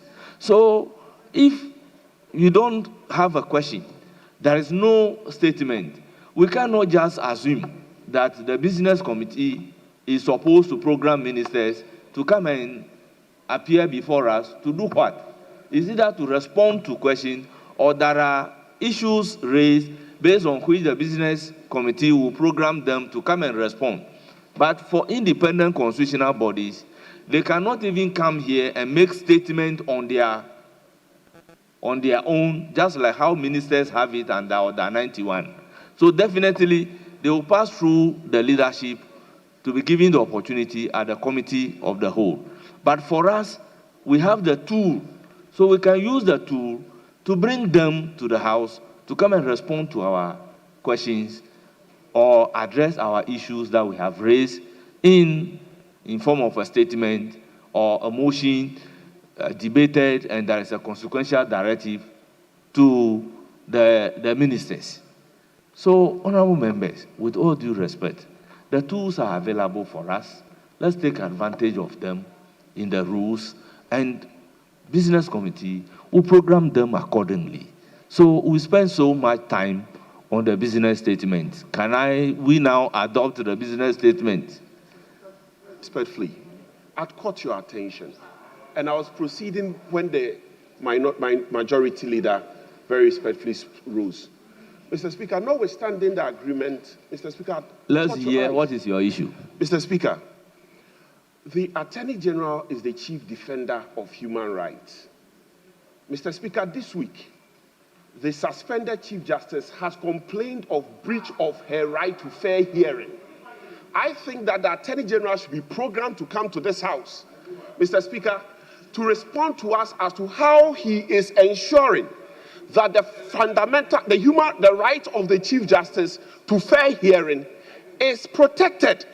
Mr. Speaker, we are supposed to Honorable protect member, human please, rights. kindly Mr. file Speaker, a it's very question. important. Please, kindly file a question directed at the Attorney General. Mr. Speaker, very respectfully, Mr. Please, Speaker. you may file a question. The Attorney General, based on your question, will come and address Mr. the Speaker, House. very respectfully, Mr. Speaker, are we saying that irrespective of the absence of question, the Attorney General cannot be programmed to come to this House, very respectfully, to address this House on an all-important issue about the breach of the Chief Justice's right to fair hearing?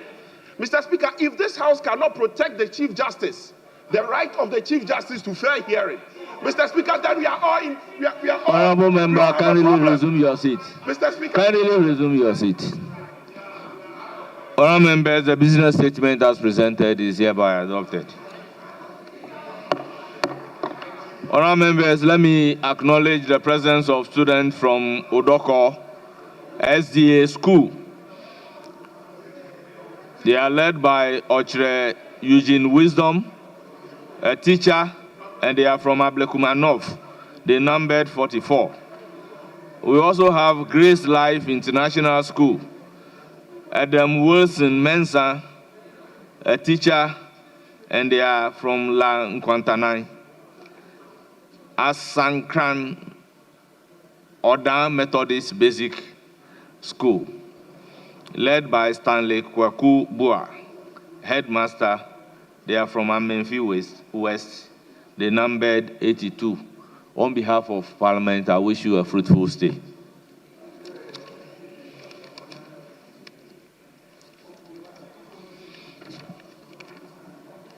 Honourable members, let's move to item number 7, urgent question, 7B.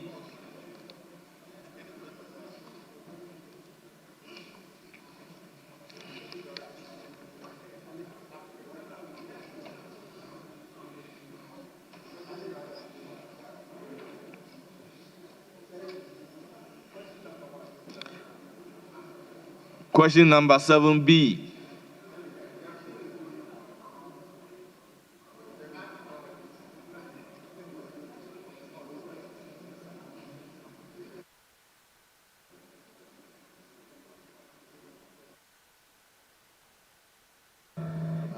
Okay.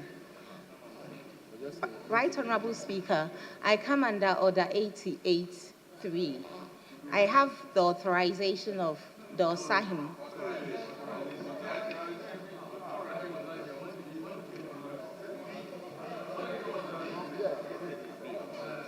So you are asking? Yes. I have the authorization of the Osahini to ask the Minister for Youth Development. Wait, let him give you order first. Sit down. Sit down. Question. Please proceed to ask the question.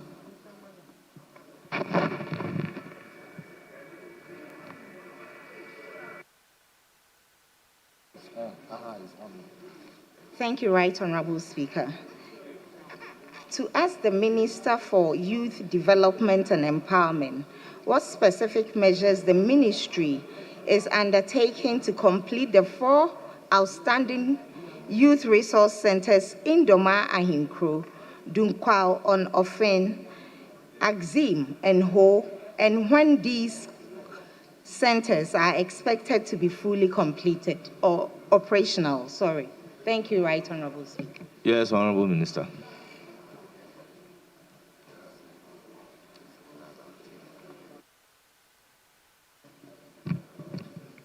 Thank you, Mr. Speaker. The National Youth Authority in 2018 began the construction of 10 multi-purpose youth resource centers in the then 10 regions of Ghana. The project was designed to combine recreational facilities to attract the youth to a one-stop center for congregation and development. The objectives were to enhance youth development by encouraging the youth to acquire lifelong skills, sharpen their talents, and provide entrepreneurship training to be able to make valuable contributions towards national development. Mr. Speaker, each project's construction was in 2 phases, Phase 1 and Phase 2. Phase 1's works included the construction of spectator stands, FIFA standard football pitch, 8-lane running tracks, tennis courts, handball and volleyball courts as well, including additional amenities. The design also provided spaces under the stands for indoor games, changing rooms for competing teams, offices for youth development training and counseling, an ICT center, a restaurant, and a gymnasium. Phase 2 included external fencing, inner perimeter fencing, security gates, ticketing booth, pavements, lawns, and storm drains. The authority was financing these projects through the District Assembly's Common Fund. However, untimely release of the funds, coupled with continuous reduction of the 5% of the DACF, as instructed by the National Youth Authority Act 939, have been the major setback towards the completion of these projects. The percentage of the District Assembly's Common Fund received by the authority has fallen to less than 1% of the 5% that the law requires them to be given. And the last time they received anything substantial was in 2023. The NYA has not received full allocations of funds covering over 6 quarters. This has greatly impacted the NYA's ability to proceed with the completion of the 10 regional resource centers. The authority is indebted to its contractors, forcing them to abandon the various sites, while some have taken the authority to court. Mr. Speaker, by December 2024, construction stood at the following percentages at the various places that the honorable member wants to know. In Domahinkro, 75% of the work has been completed. In Dunkwa Onofe, 85% of the work has been completed. In Axim, 87% of work has been completed. And in Ho, 85% has been completed. Mr. Speaker, the following are the outstanding works at each of the sites. Domahinkro in the Bono region, plumbing works is partially completed. Electrical works is partially completed. The multipurpose course, that is for handball and basketball, partially completed. Construction of the perimeter fence wall, partially completed. Ticketing booth, partially completed. Inner perimeter fence, partially completed. And access roads, parkings, and walkways, partially completed. In Dunkwa Onofe, 8-lane running tracks, concrete base, partially completed. Painting, plumbing, and electrical fittings, partially completed. Multipurpose courts, handball and basketball, partially completed. In Axim, in the Western region, multipurpose courts, partially completed. Installation of floodlights, partially completed. Spectators car park and walkways, partially completed.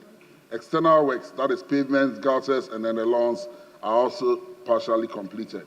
In Ho, the multipurpose courts are partially completed. The ticketing booth and gates, partially completed. Mr. Speaker, the construction of the youth resource centers in the regions remains a laudable idea. However, the lack of funds to honor the payments have seriously delayed its completion. The ministry wishes to assure the honorable member and this honorable house that all efforts are being made for the release of the District Assembly's Common Fund, and upon the administrator's timely release of the funds to the authority, the projects will be fully completed for the benefits of the youth in Doma, Ahinkro, Dunkwa Onofe, Axim, and Ho, respectively. Thank you very much, Mr. Speaker. Any supplementary question?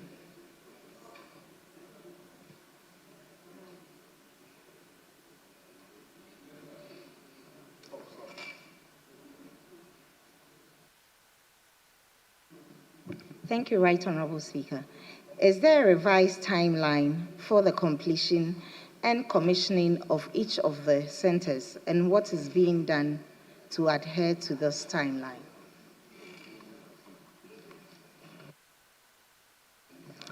Thank you, Mr. Speaker. Like I said, it's purely based on releases of funds to the authority.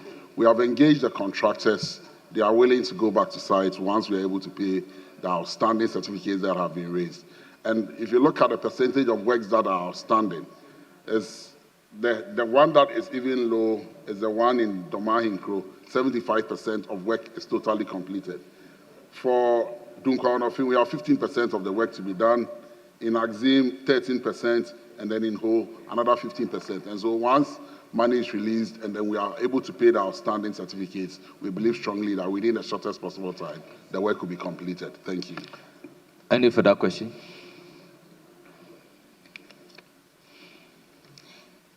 Thank you, Right Honorable Speaker. It didn't sound like we have a definite plan of completing the resource centers. Can we be given a definite timeline? I didn't quite catch that.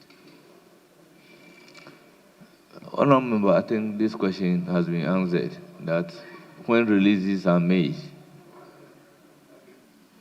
Does he have any idea when the releases will be made? Very well. Do you have an idea as to when the releases will be made? Thank you, Mr. Speaker.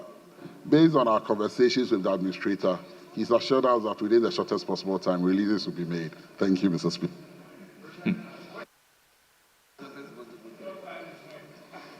Right Honorable Speaker, can the minister let us know when the shortest possible time is? What is the question? What is the question? I would like to know if he can let us know when the shortest possible time is, what he means by that. Because Well, Honorable Minister.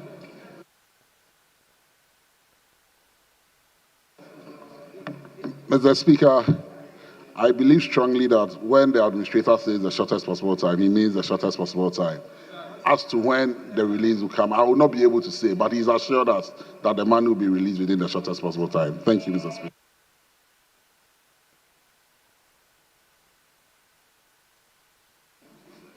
Thank you, Right Honorable Speaker. Can the minister let us know if he's entered into any partnership with private sectors or any development aid partners to finish this program, this resource center, sorry?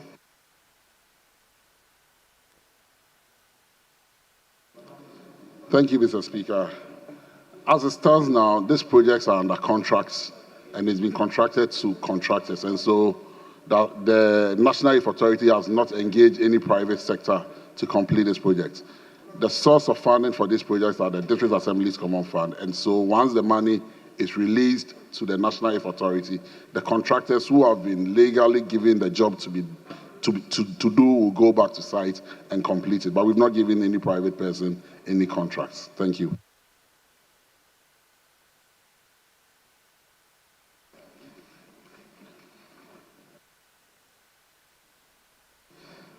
Yes, have you exhausted your supplementary question?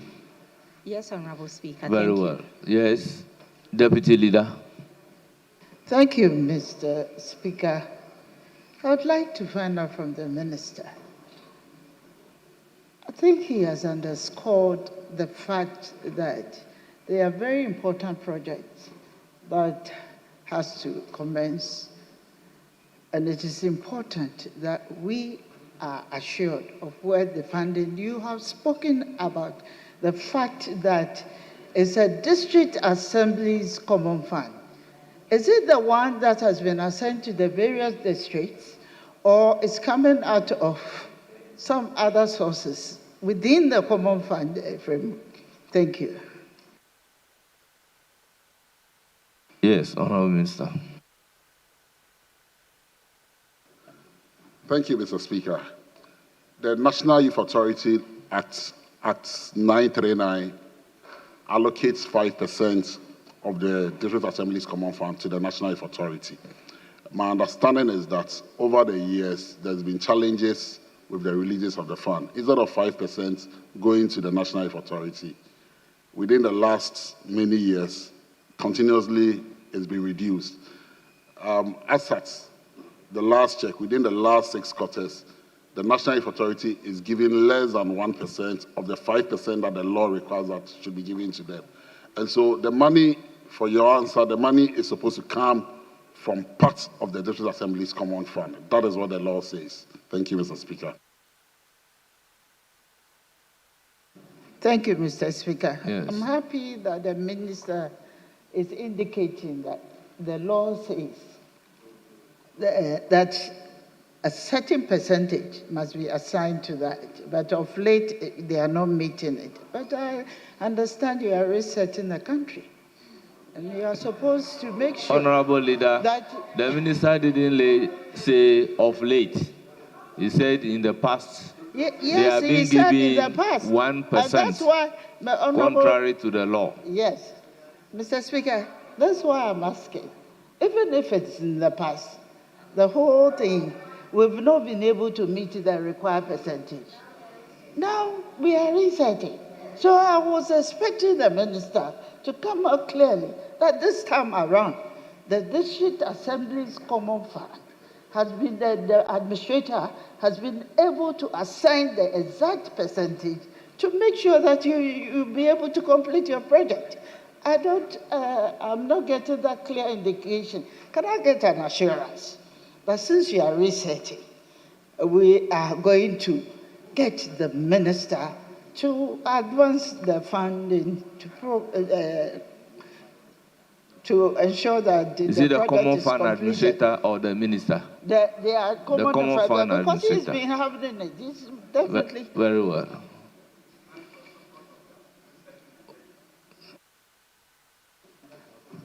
Thank you, Mr. Speaker. I believe strongly that the formula for the common fund is done by this August House.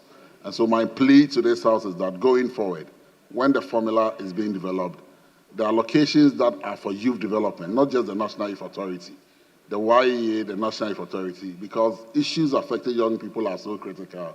Let's endeavor to make sure that that allocation is made, and it is only this House that can make sure that that happens. We will continue to engage with the administrator of the Common Fund to make sure that what is due the National Youth Authority is giving them, but the formula comes from this House, and so please, going forward, we will expect our honorable members will help us so that what is due the National Youth Authority and other youth development agencies are given their due. Thank you. Yes. Yes, you have the floor. Yes, Speaker. Thank you very much. Speaker, is the Honorable Minister saying that the youth resource centers in Doma, in Kodunkwa, Finalizing, and Ho are all going to be equipped with ICT labs, entrepreneurship hubs, and vocational facilities? And if so, when? And what are the specifications we are looking at?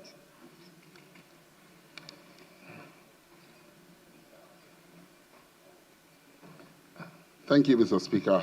As part of the contract I inherited, that is what the contract document says, and it's part of what the contractors are supposed to do. They are supposed to build ICT centers as part. The ones that have been completed have all the centers. So the understanding is that the remaining 7 that are yet to be completed are also going to have the centers included. The entrepreneurship hubs are run by organizations, and so once it is done and it is completed, we'll have the National Entrepreneurship and Innovation Program taking over those centers to run entrepreneurship programs. And then the NYA will run the ICT centers to give the needed skills to our young people. Thank you, Mr.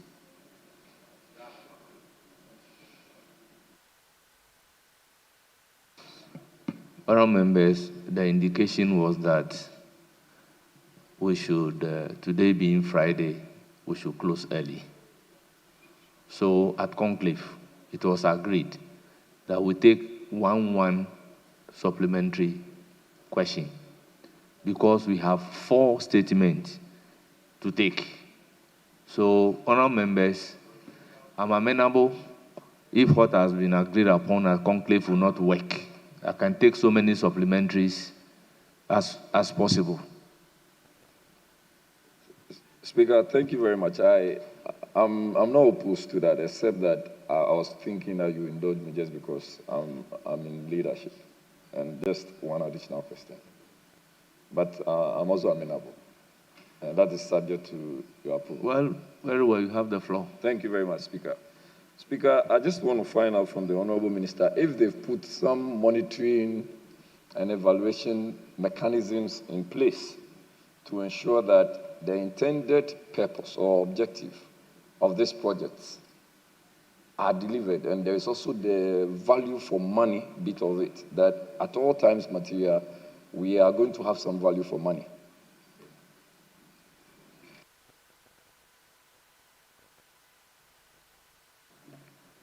Thank you, Mr. Speaker. I want to assure the honourable member that that has been done, and assurances of the highest order.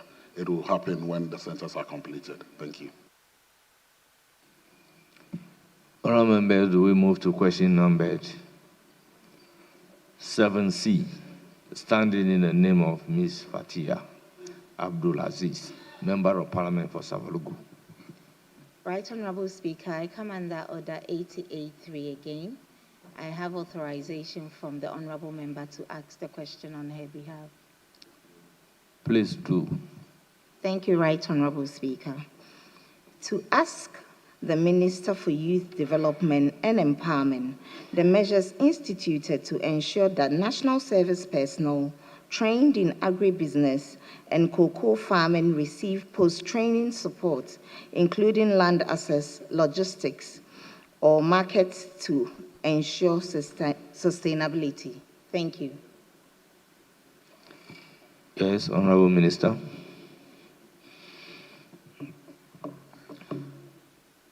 Thank you, Mr. Speaker. Under the renewed and expanded mandate of the National Service Authority, and in line with its overarching strategic transformation agenda, the authority has instituted a comprehensive youth in agriculture and agribusiness program aimed at repositioning graduates and community youth. This program goes beyond conventional training models. It is designed as an integrated end-to-end framework that nurtures young agripreneurs from the foundational stage of technical and vocational skills acquisition through practical field-based deployment to enterprise establishment and market integration. The program combines theoretical instructions with hands-on training in various agricultural disciplines, including crop production, livestock rearing, post-harvest management, value addition, agribusiness development, and digital agriculture.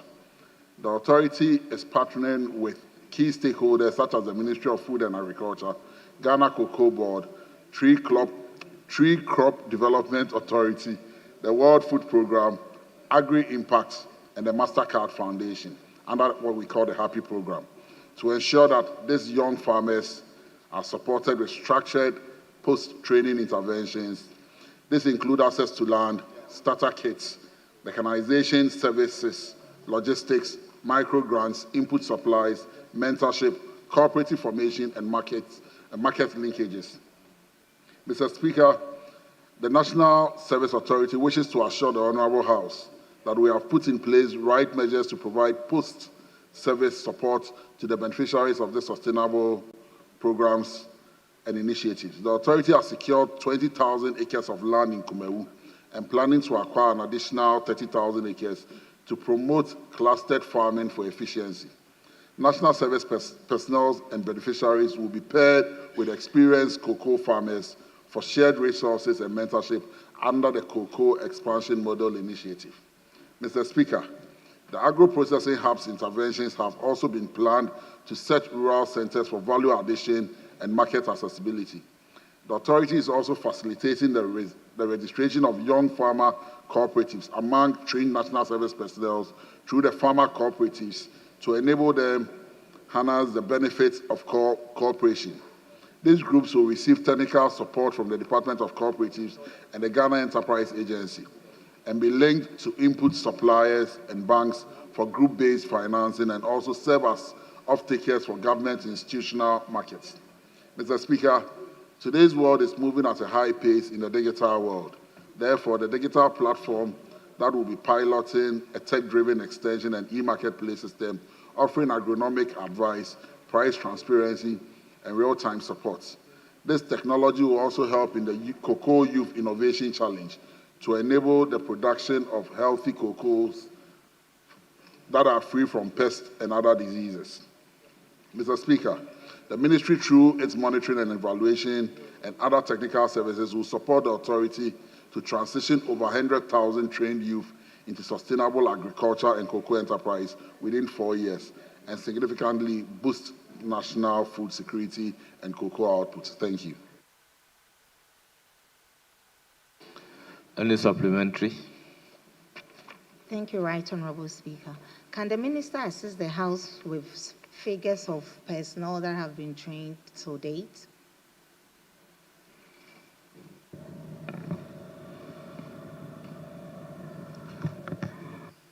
Well, do you have the figure readily available? Do you have it readily available? Very well. You see, honorable members, that is the difficulty. I think we must come to an understanding that when a question is posed, it is for a stated reason. That is why Order 89(1) says that the follow-up must stem from the question. Is to avoid taking the minister by surprise. Because the question is, Youth Development and Empowerment Minister, the measures instituted to ensure that national service personnel trained in agribusiness and cocoa farming receive post-training support. This has nothing to do with the total number of the people trained. The question is on receiving support, but the question is on what is the total number. Right, Honorable Speaker. I think when we decide to train a number of people, we put figures to the number. So I think it can emanate from this question, because we don't randomly pick people and not keep records of the people we are training. Thank you. Minister, what's your response? Thank you, Mr. Speaker. I don't have the figures readily available, but I can provide it to this House at a subsequent date. Thank you.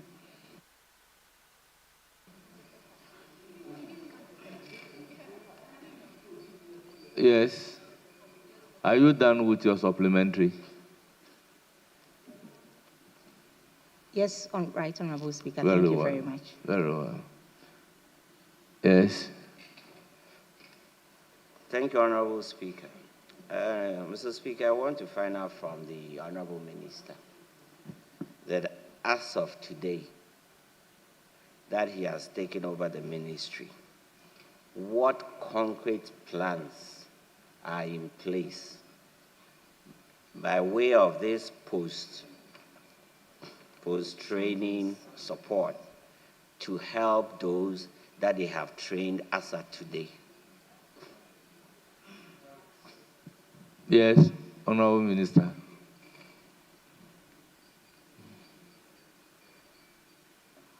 Thank you, Mr. Speaker. Currently, is a new program that is being run. And like I said in my response, we have made allocations. We've acquired lands that we intend to give to those who are currently participating in the program. My director for national service informs me that he's had serious engagements with the colleges of Agri that are responsible for most of these students, and they are allocating lands in Kumewu for them as cooperatives. They are also supporting them through a training program that is being led by MasterCard. It is when they exit that we will be able to give them the needed support that we are talking about. But the lands have been secured as I speak to you, and that when they finish, they are going to be put into cooperatives of 555, lands given to them, and then the needed support in terms of fertilizers, seedlings, and other things given to them. Government, through the Ministry of Agri, is also establishing the Agri development centers or the Agri mechanization centers, which they will leverage on to support them to plow their lands and other supports that they need to be given to them. And so some support will be given once they exit the program. Thank you.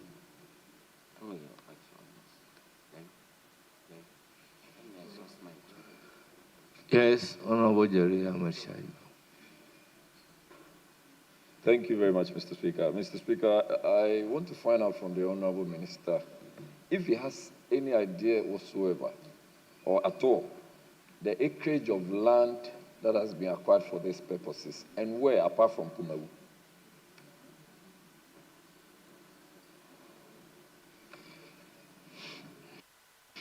Yes, Honorable Minister. Thank you, Mr. Speaker. In my statement, I said that we have acquired 20,000 acres in Kumewu, and we are in the process of acquiring another 30,000. We are yet to do that acquisition of that land. Thank you.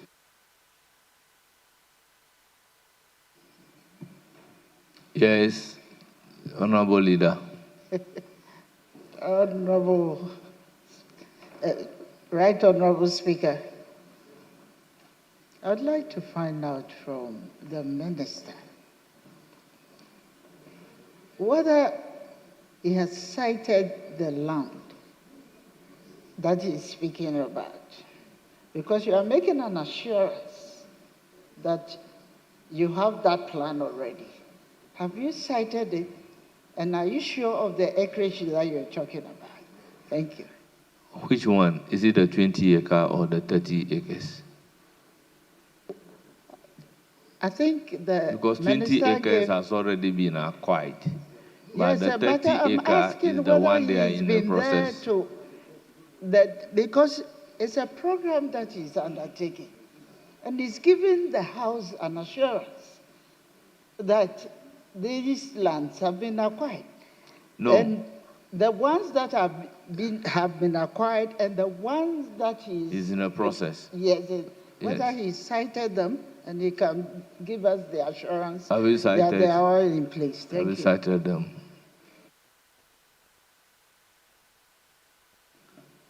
Honorable Speaker, with the 20,000 acres in Kumewu, it was in my handing over notes. I have not seen the land with my own eyes because I've not been to Kumewu yet. So, but I know there is work ongoing on that land currently. And so, at least per the records, the land is in existence and there is work ongoing. We are yet to acquire the 30,000 we spoke of. So I cannot stand here and say I have seen the land because it's not been acquired yet. Thank you.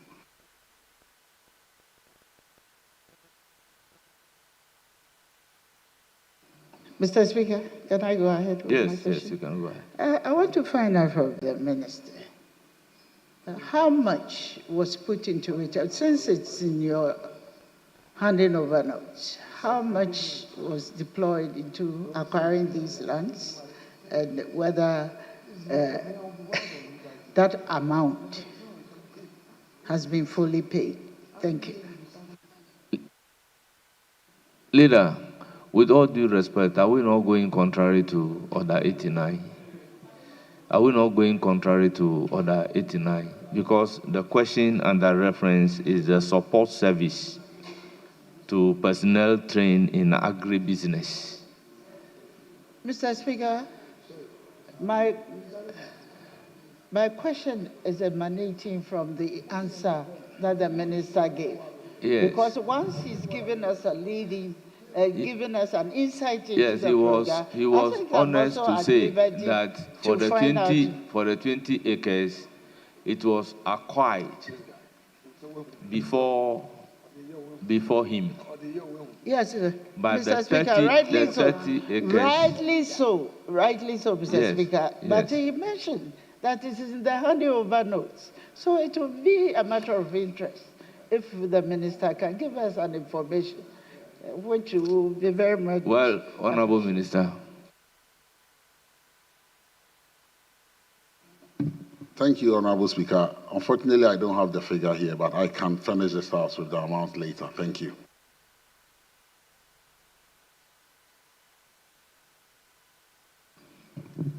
Yes, Honorable Nyindam. Thank you very much, Right Honorable Speaker.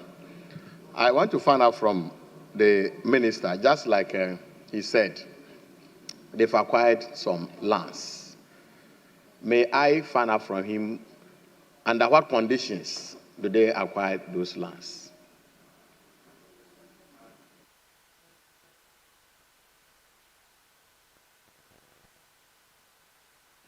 Well, Honorable Member, may you want to ask the condition under which the one being acquired now, or the condition under which the one previously acquired? The one previously acquired and the one he is acquiring now. Because he's inheriting the lands. And according to him, handing over notes has been given to him. And as a minister, he should supervise over something fully and have control over it. Well, owing fidelity to the law, the question is the support being given to personnel trained in agri-business. That's what the question is about, including their access to land logistics, market to ensure sustainability. But your question is the condition based on which a land is acquired.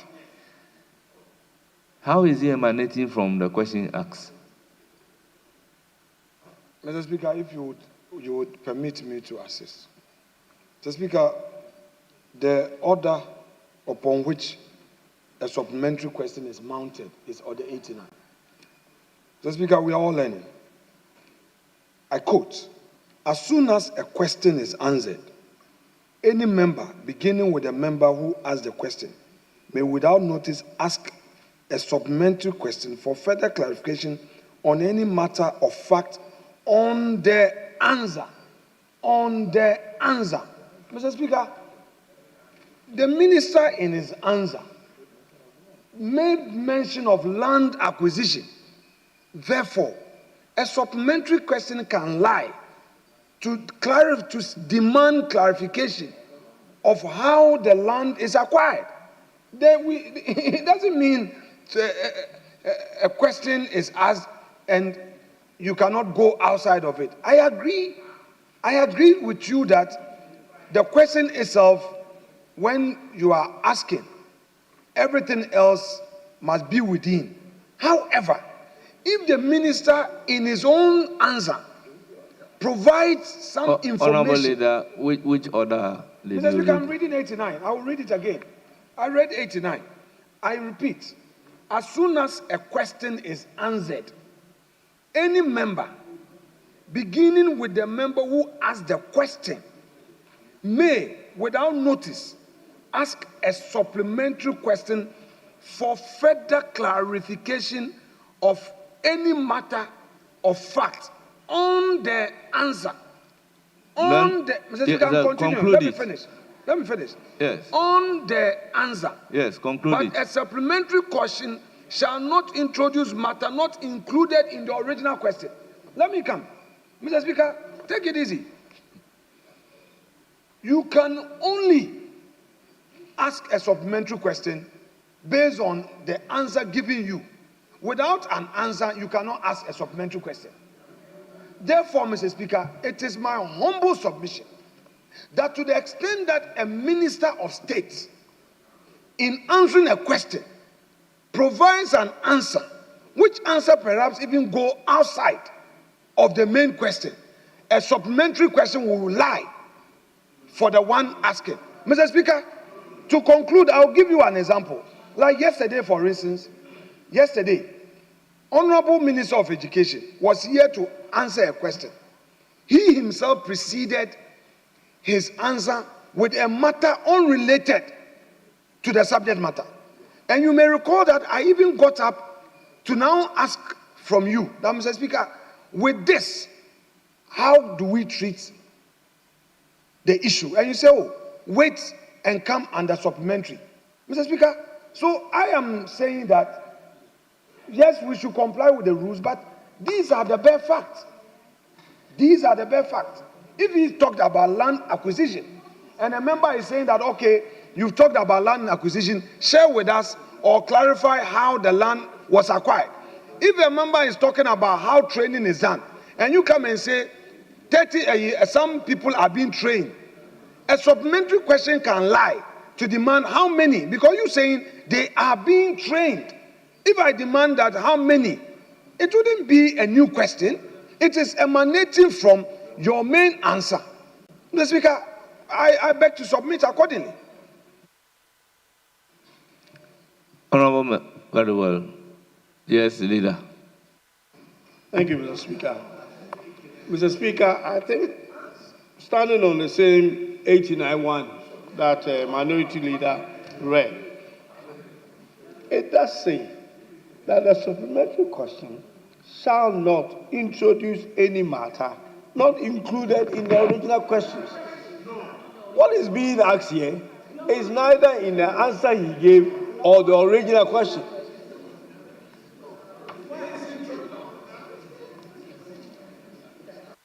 You see, Honorable Minority Leader, with all due respect, part of the answer is that 20 acres of land had even been acquired before he was even appointed as a minister. And here lies a minister, you're asking a supplementary question under what condition was those lands acquired before he came? That is why I am finding out from the questioner. So before you walk in, I was finding out from the questioner whether you are talking about the land acquired before he came or the one that they are in the process of acquiring. Right, Honorable Speaker, I'm surprised we are debating this matter. Just like you have read the Order 89, just like leader also read, and then my colleague from the other side also talked about it. Oh, but if you say, still my respected leader, thank you very much. Mr. Speaker, this is what the question says. To ask the Minister for Youth Development and Empowerment the measures instituted to ensure that national service personnel trained in agribusiness, cocoa farming receive post-training support, including land access, logistics, or market to ensure sustainability. That's the question. Then in answering, he himself admitted that he came and some 20 acres of land have been acquired. That is how he answered. But I'm surprised that as a minister, you come, 20 acres of land has been acquired, you've inherited it, and you are not even interested about the conditions. I'll be surprised. If at the end... Honorable Nyindam, with all due respect, if the question posed to the minister is under what condition was the 20 acres of land acquired, the minister would have prepared the answer to come and give. But when you pose a question regarding a support to the national service personnel trained, and now you are asking him that the land acquired, under what condition was those lands acquired? Honorable members, let's be fair to all manner of people. Mr. Speaker. You understand? And I will repeat that the essence of this rule is to avoid taking a minister by surprise. Don't you think that if you are a minister and a question is posed to you, under what condition were the national service lands acquired, you would have prepared your answer to come and give, rather than if they ask you a question, what support are you giving to the national service personnel trained in agribusiness? Mr. Speaker, if I were the minister, I would know how to answer. But I am not the minister. Mr. Speaker, according to the question, there is an access of land. Mr. Speaker, there is an access of land in the question. If the minister is not prepared to provide that answer, like I said, it is up to him. But there is an aspect that talks about access of land. So assuming today you send your trained people there and then something comes up, how are you going to handle it? So, Mr. Speaker, I'm not sure that I am putting my minister under pressure. I'm not seeing it because he's so happy, he's laughing, and I'm sure that he will do the needful. Mr. Speaker, access is there, and I'll be very happy if he can. Granted that, Mr. Speaker, the 20 acres, he thinks that he cannot talk about the conditions. He's also told us that he's acquiring some other lands. So may I know the conditions under which he's acquiring those lands? Thank you very much, Mr. Speaker. That was the clarification I was seeking. Honorable Minister, the land being you are in the process of acquiring, what was the condition based on which you are acquiring those lands? Thank you, Mr. Speaker.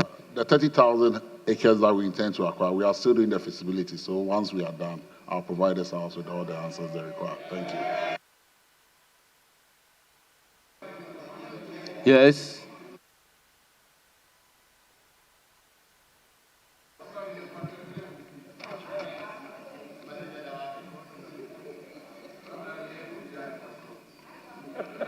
Mr. Speaker, our respected Minister of State in responding to Honorable Fatahira Abdulaziz of Sabelugu, tells us that some national service personnel are being trained and MasterCard is bearing part of the cost of all these arrangements. May I know from our respected minister, these trainings that he's talking about, how many so far are benefiting from this training? You said there are training. Some people are being trained. MasterCard is also playing a key role in supporting that initiative, which we already know. Share with us how many national service personnel from your own answer under the circumstances are being trained.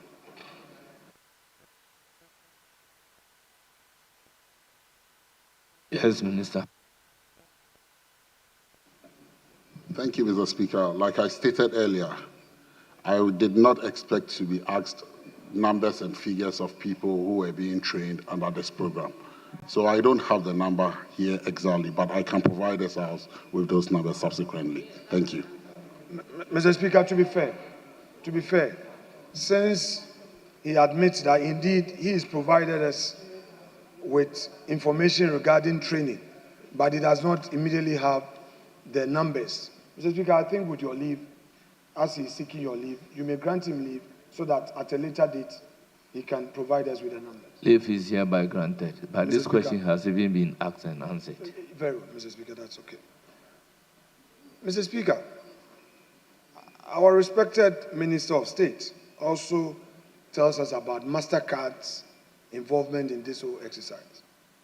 May I know from him the extent of funding of this by MasterCard? Yes, Minister. Thank you, Mr. Speaker. From what I gather from the notes that was left for me was that MasterCard signed an MOU with the National Service Authority to provide $12 million in total funding over a stated period. This program preceded the NDC government coming into office. The program is currently ongoing, it's in its second year, and some funds have already been expended. At the last check, I know about MasterCard does not work directly with government agencies, they work through vendors. And from the last check, I know that at least they've released funding for last year, a year before, and then last year. And currently this year, they are also in the process of releasing funds to the vendors so that they, in turn, run the program with national service. The total amount for the period of 5 years is $12 million, but as at this afternoon, how much has been released totally, I will not be able to say. But I know that 2 years ago and last year, about 4 to 5 million was released to the vendors. Thank you.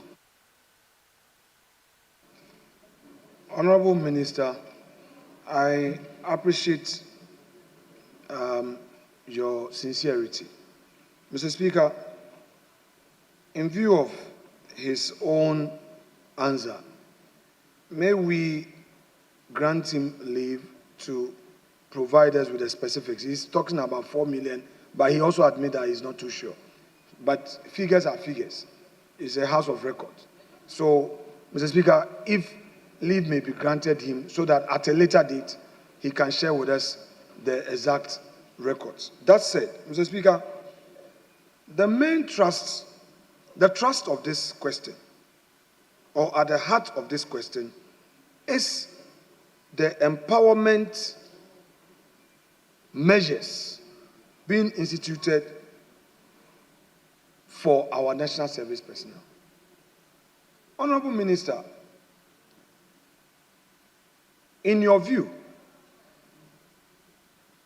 considering the unemployment situation, especially when our youth are done with their national service and they walk around looking for jobs, becoming difficult, how do you hope to use this training program? Because it's a whole investment.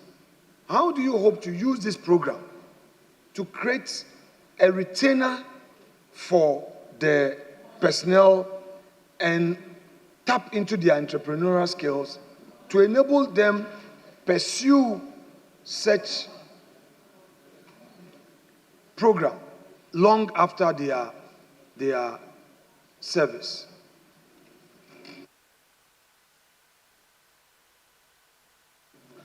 Thank you, Honorable Speaker.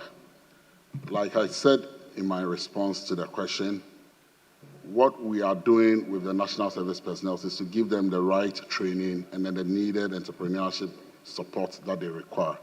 It is our hope and prayer that once they exit the program, they will build on based on the skills we've given them.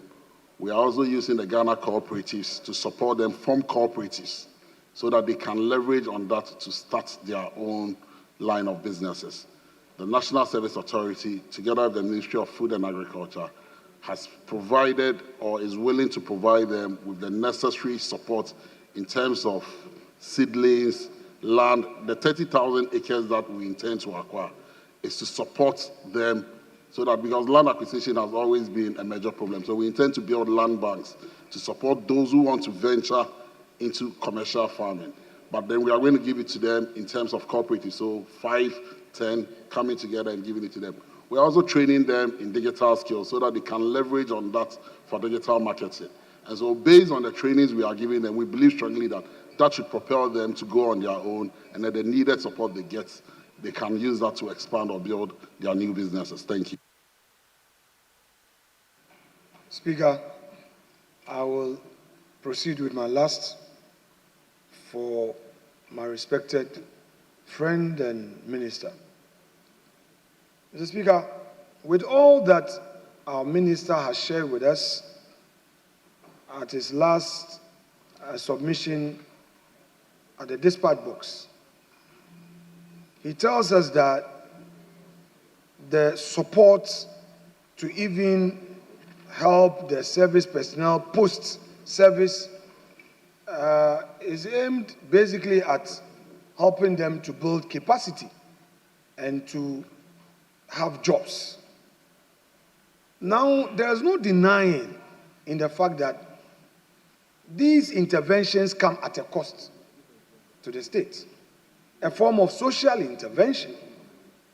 We know the history of social intervention in Ghana.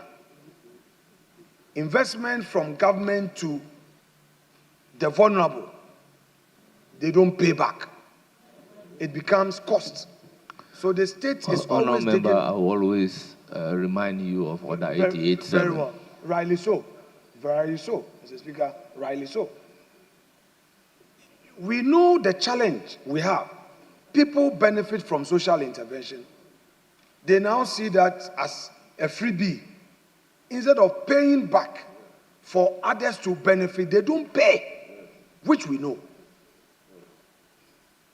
Ministry of Trade, those days when they had guarantees, Ghanaians benefited, they won't pay.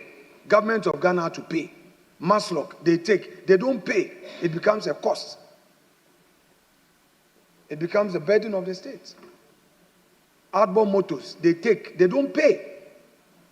Farm inputs, they don't pay. It becomes a burden on the state. Now, considering this huge investment you are going to make, what measures are you putting in place to create some safeguards whereupon you can be assured that these youths who you want them to go into commercial farming, get some digital training, and they have some capital, those support, once they become independent, what measures have you in place to ensure that they pay back to enable others also benefit from same, so that the capital invested becomes a revolving capital? Yes, Minister. Thank you, Mr. Speaker. The program is in two folds. We have the one that is being supported by the various donors, including MasterCard. And we also have what government is supporting them with. What government is supporting them with is the land that government intends to acquire so that they form cooperatives. And so it's going to be a land bank that government is going to give to them. when they farm, the reason why we are encouraging them to go into cooperatives is to get people to offtake whatever they are producing, and then once it is bought, government can now retrieve whatever support is given to them. And so, yes, we've put in place measures that are going to address and make sure that this does not become freebies. The second phase of the program is what the donors are supporting them with. That is the capacity building, and then some of the skills trainings that they are giving to them. Those ones, they are not going to pay back because it's in a form of support from donors that are going directly to them. But the support government is giving to them is what we intend to use the cooperatives. That is why we are asking them to form cooperatives. And whatever support we give them, once we give you our land and you are farming on, once you harvest and the off-taker takes or buys your goods from you, part of it will go to settle. Honorable Minority Leader, kindly allow the minister. I am Minister for Youth Development of Ghana, not for a particular party. Thank you. Mr. Speaker, I am done, but I have seen the Trade Minister and her deputy. The Trade Minister is finally here, and the deputy, Mr. Speaker, the two of them are here. Today that they have not been programmed, they are here.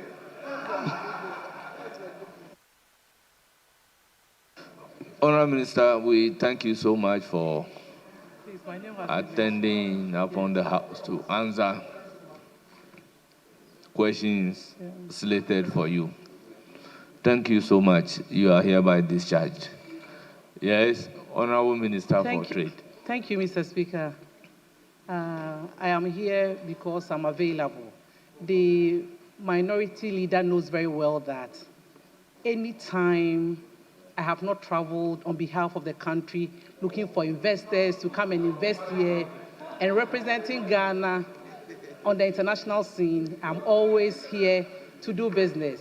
And I'm here to also draw the table's attention to the fact that I'm here to answer questions that members have put at my ministry so that we help address all these things in our research agenda. I thank the minority leader for recognizing my deputy and I in the House. Thank you, minority leader.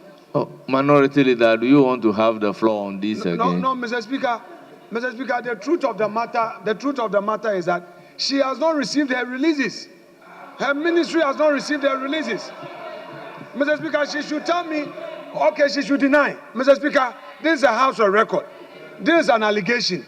Speak into the mic and confirm whether or not you have had your releases for 2025. Tell us. Honourable Minister, I will not therefore allow you to chat that part. I'm extremely grateful, Mr. Speaker. Yes, Thank you very much. Don't chat that part. So, Deputy Majority Leader, there is other paper addendum. There is other paper addendum. Yes, what do Mr. we do? Speaker. I want to pray that we look at the other paper addendum, and the minister is here to obviously lay the paper. Please. Thank you. Yes, Honourable Leader. Mr. Speaker, for the gender minister, this is not a matter for her. It is a matter for the front bench. Mr. Speaker, the practice is that the front bench must always consult. You have brought an order paper addendum without any engagement, prior engagement. And you are saying that we should allow this. No problem. Mr. Speaker, seeing this bill is an important bill, and we support it. Social protection bill. Very, very important. But your government in opposition spoke against this LGBT thing. When are you going to, Minister for Gender, when are you going to bring that bill? The anti-LGBT bill that you spoke so much about. You said you were going to deal with it. Honorable Minister, today you are bringing the social protection Honorable bill. Minority When Leader, are you going to bring that bill to? Honorable Minority Leader, that is why you are not in charge of government business. Minority Leader, Mr. Speaker, they've probably made a that promise. is why you are not in charge of government Mr. business. Speaker, that is so. I'm now in opposition. I agree. Mr. Speaker, I agree. But they made a promise to the people of Ghana. They promised They said they won't allow people to do certain things at the Independence Square. Today, we are seeing Ghanaians are concerned. Where is the law? You say you are doing consultation. The president himself promised the Catholic bishops that they were doing consultation. That was in January. Honorable We Minority are in Leader. June, Mr. Speaker. I'm not in charge of government With all business, due respect, but I have to remind them. I have always advised that matters of this nature will provoke debate. So for now, let's veer away from it.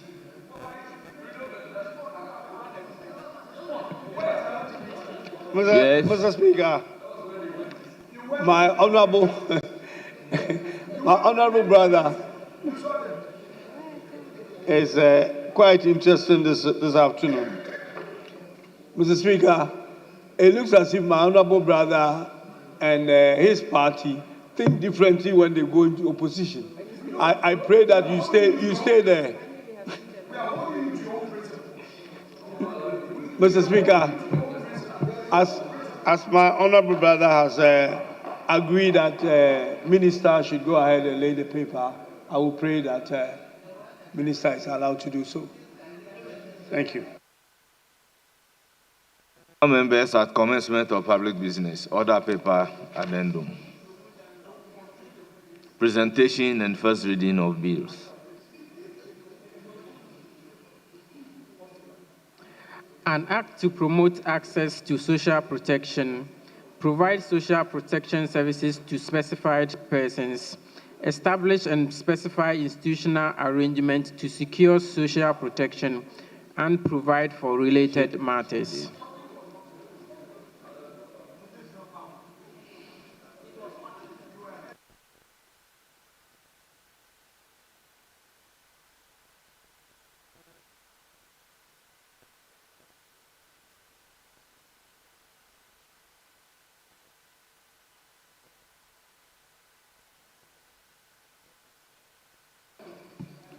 Honourable members,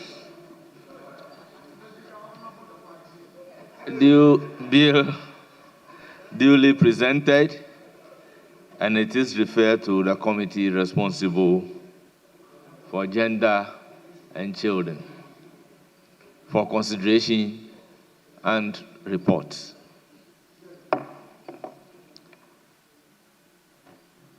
Yes.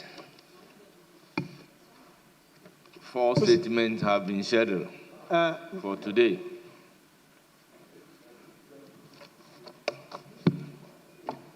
Mr. Speaker, I think we've been here for a while, and then you did say earlier that today being Friday, you intended that we close early. I'm just praying to move a motion that we adjourn the House. Yes, but I said so within context that we agree at the pre-sitting to truncate businesses so that we could accommodate some statements, because we have about 50 statements.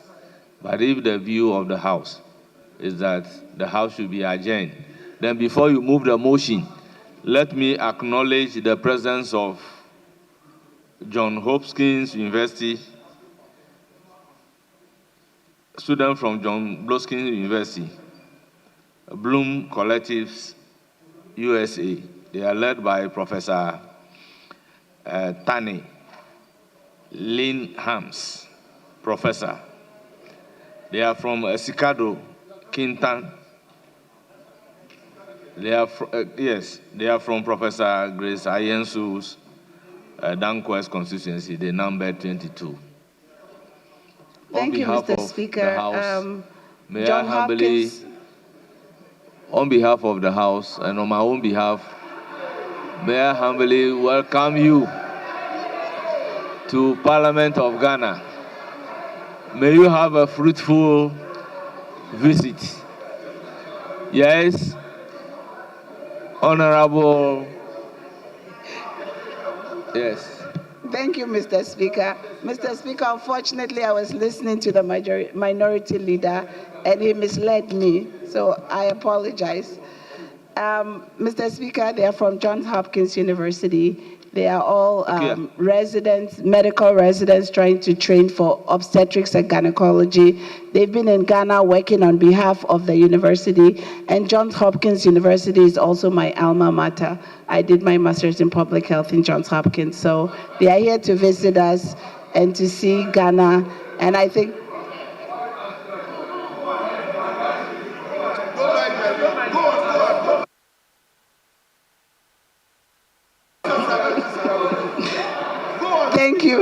Thank you, Mr. Speaker. So I would also like to welcome them and to welcome them to Ghana and commend them for the good works they are doing for Ghana. Thank you, Mr. Speaker.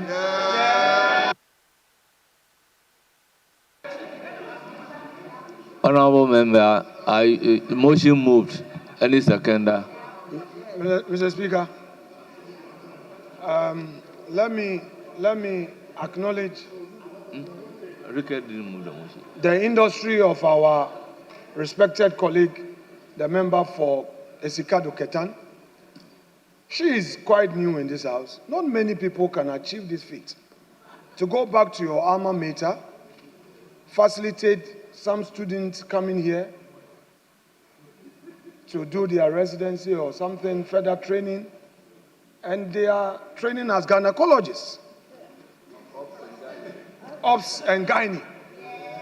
Mr. Speaker, what our colleague has done deserves commendation. And I commend her, Mr. Speaker, I commend her for doing such because, Mr. Speaker, in the medical field, we know of the deficits. And let me also commend the professor who led his students, Mr. Speaker, to fly all the way to Ghana to stay with us and to relate. Mr. Speaker,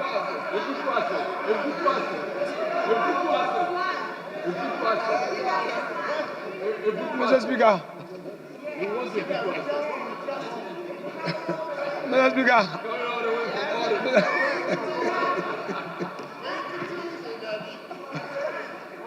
Mr. Speaker,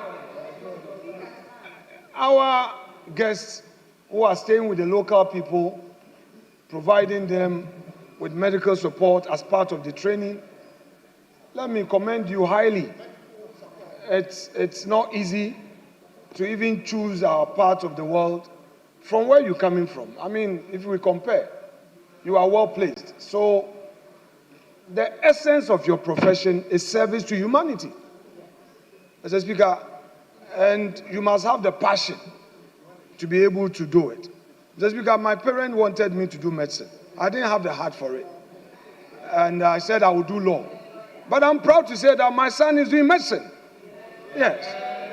He's in third year med school. Yes.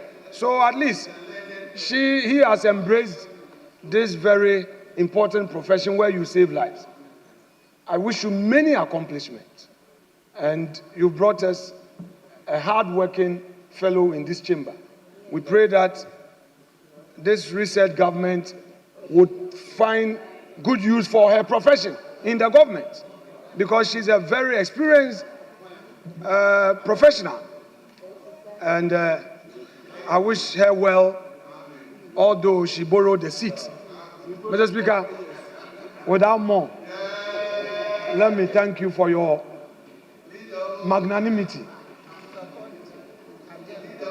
And I second the motion for adjournment, if it has been moved. Honourable members, motion moved and seconded. It is for the consideration of the House. The question, therefore, is as many as are in favor of the motion for adjournment, say aye. Those against, say no.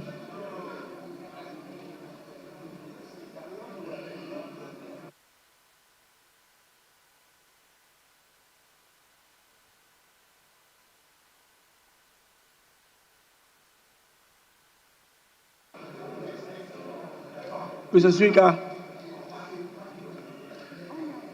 Yes, I'm voting for you. Yeah, we just clarifying the time that it's 2 p.m. on Tuesday. Thank you. Very well. The House is adjourned to Tuesday. No. It's Tuesday. It's Tuesday. Honourable members, is Tuesday not a holiday? It's been very well, very well, very well. Honourable members, we just passed the law. We just passed the law. The House is accordingly adjourned till Tuesday, 1st July, 2025 at 2 o'clock in the afternoon.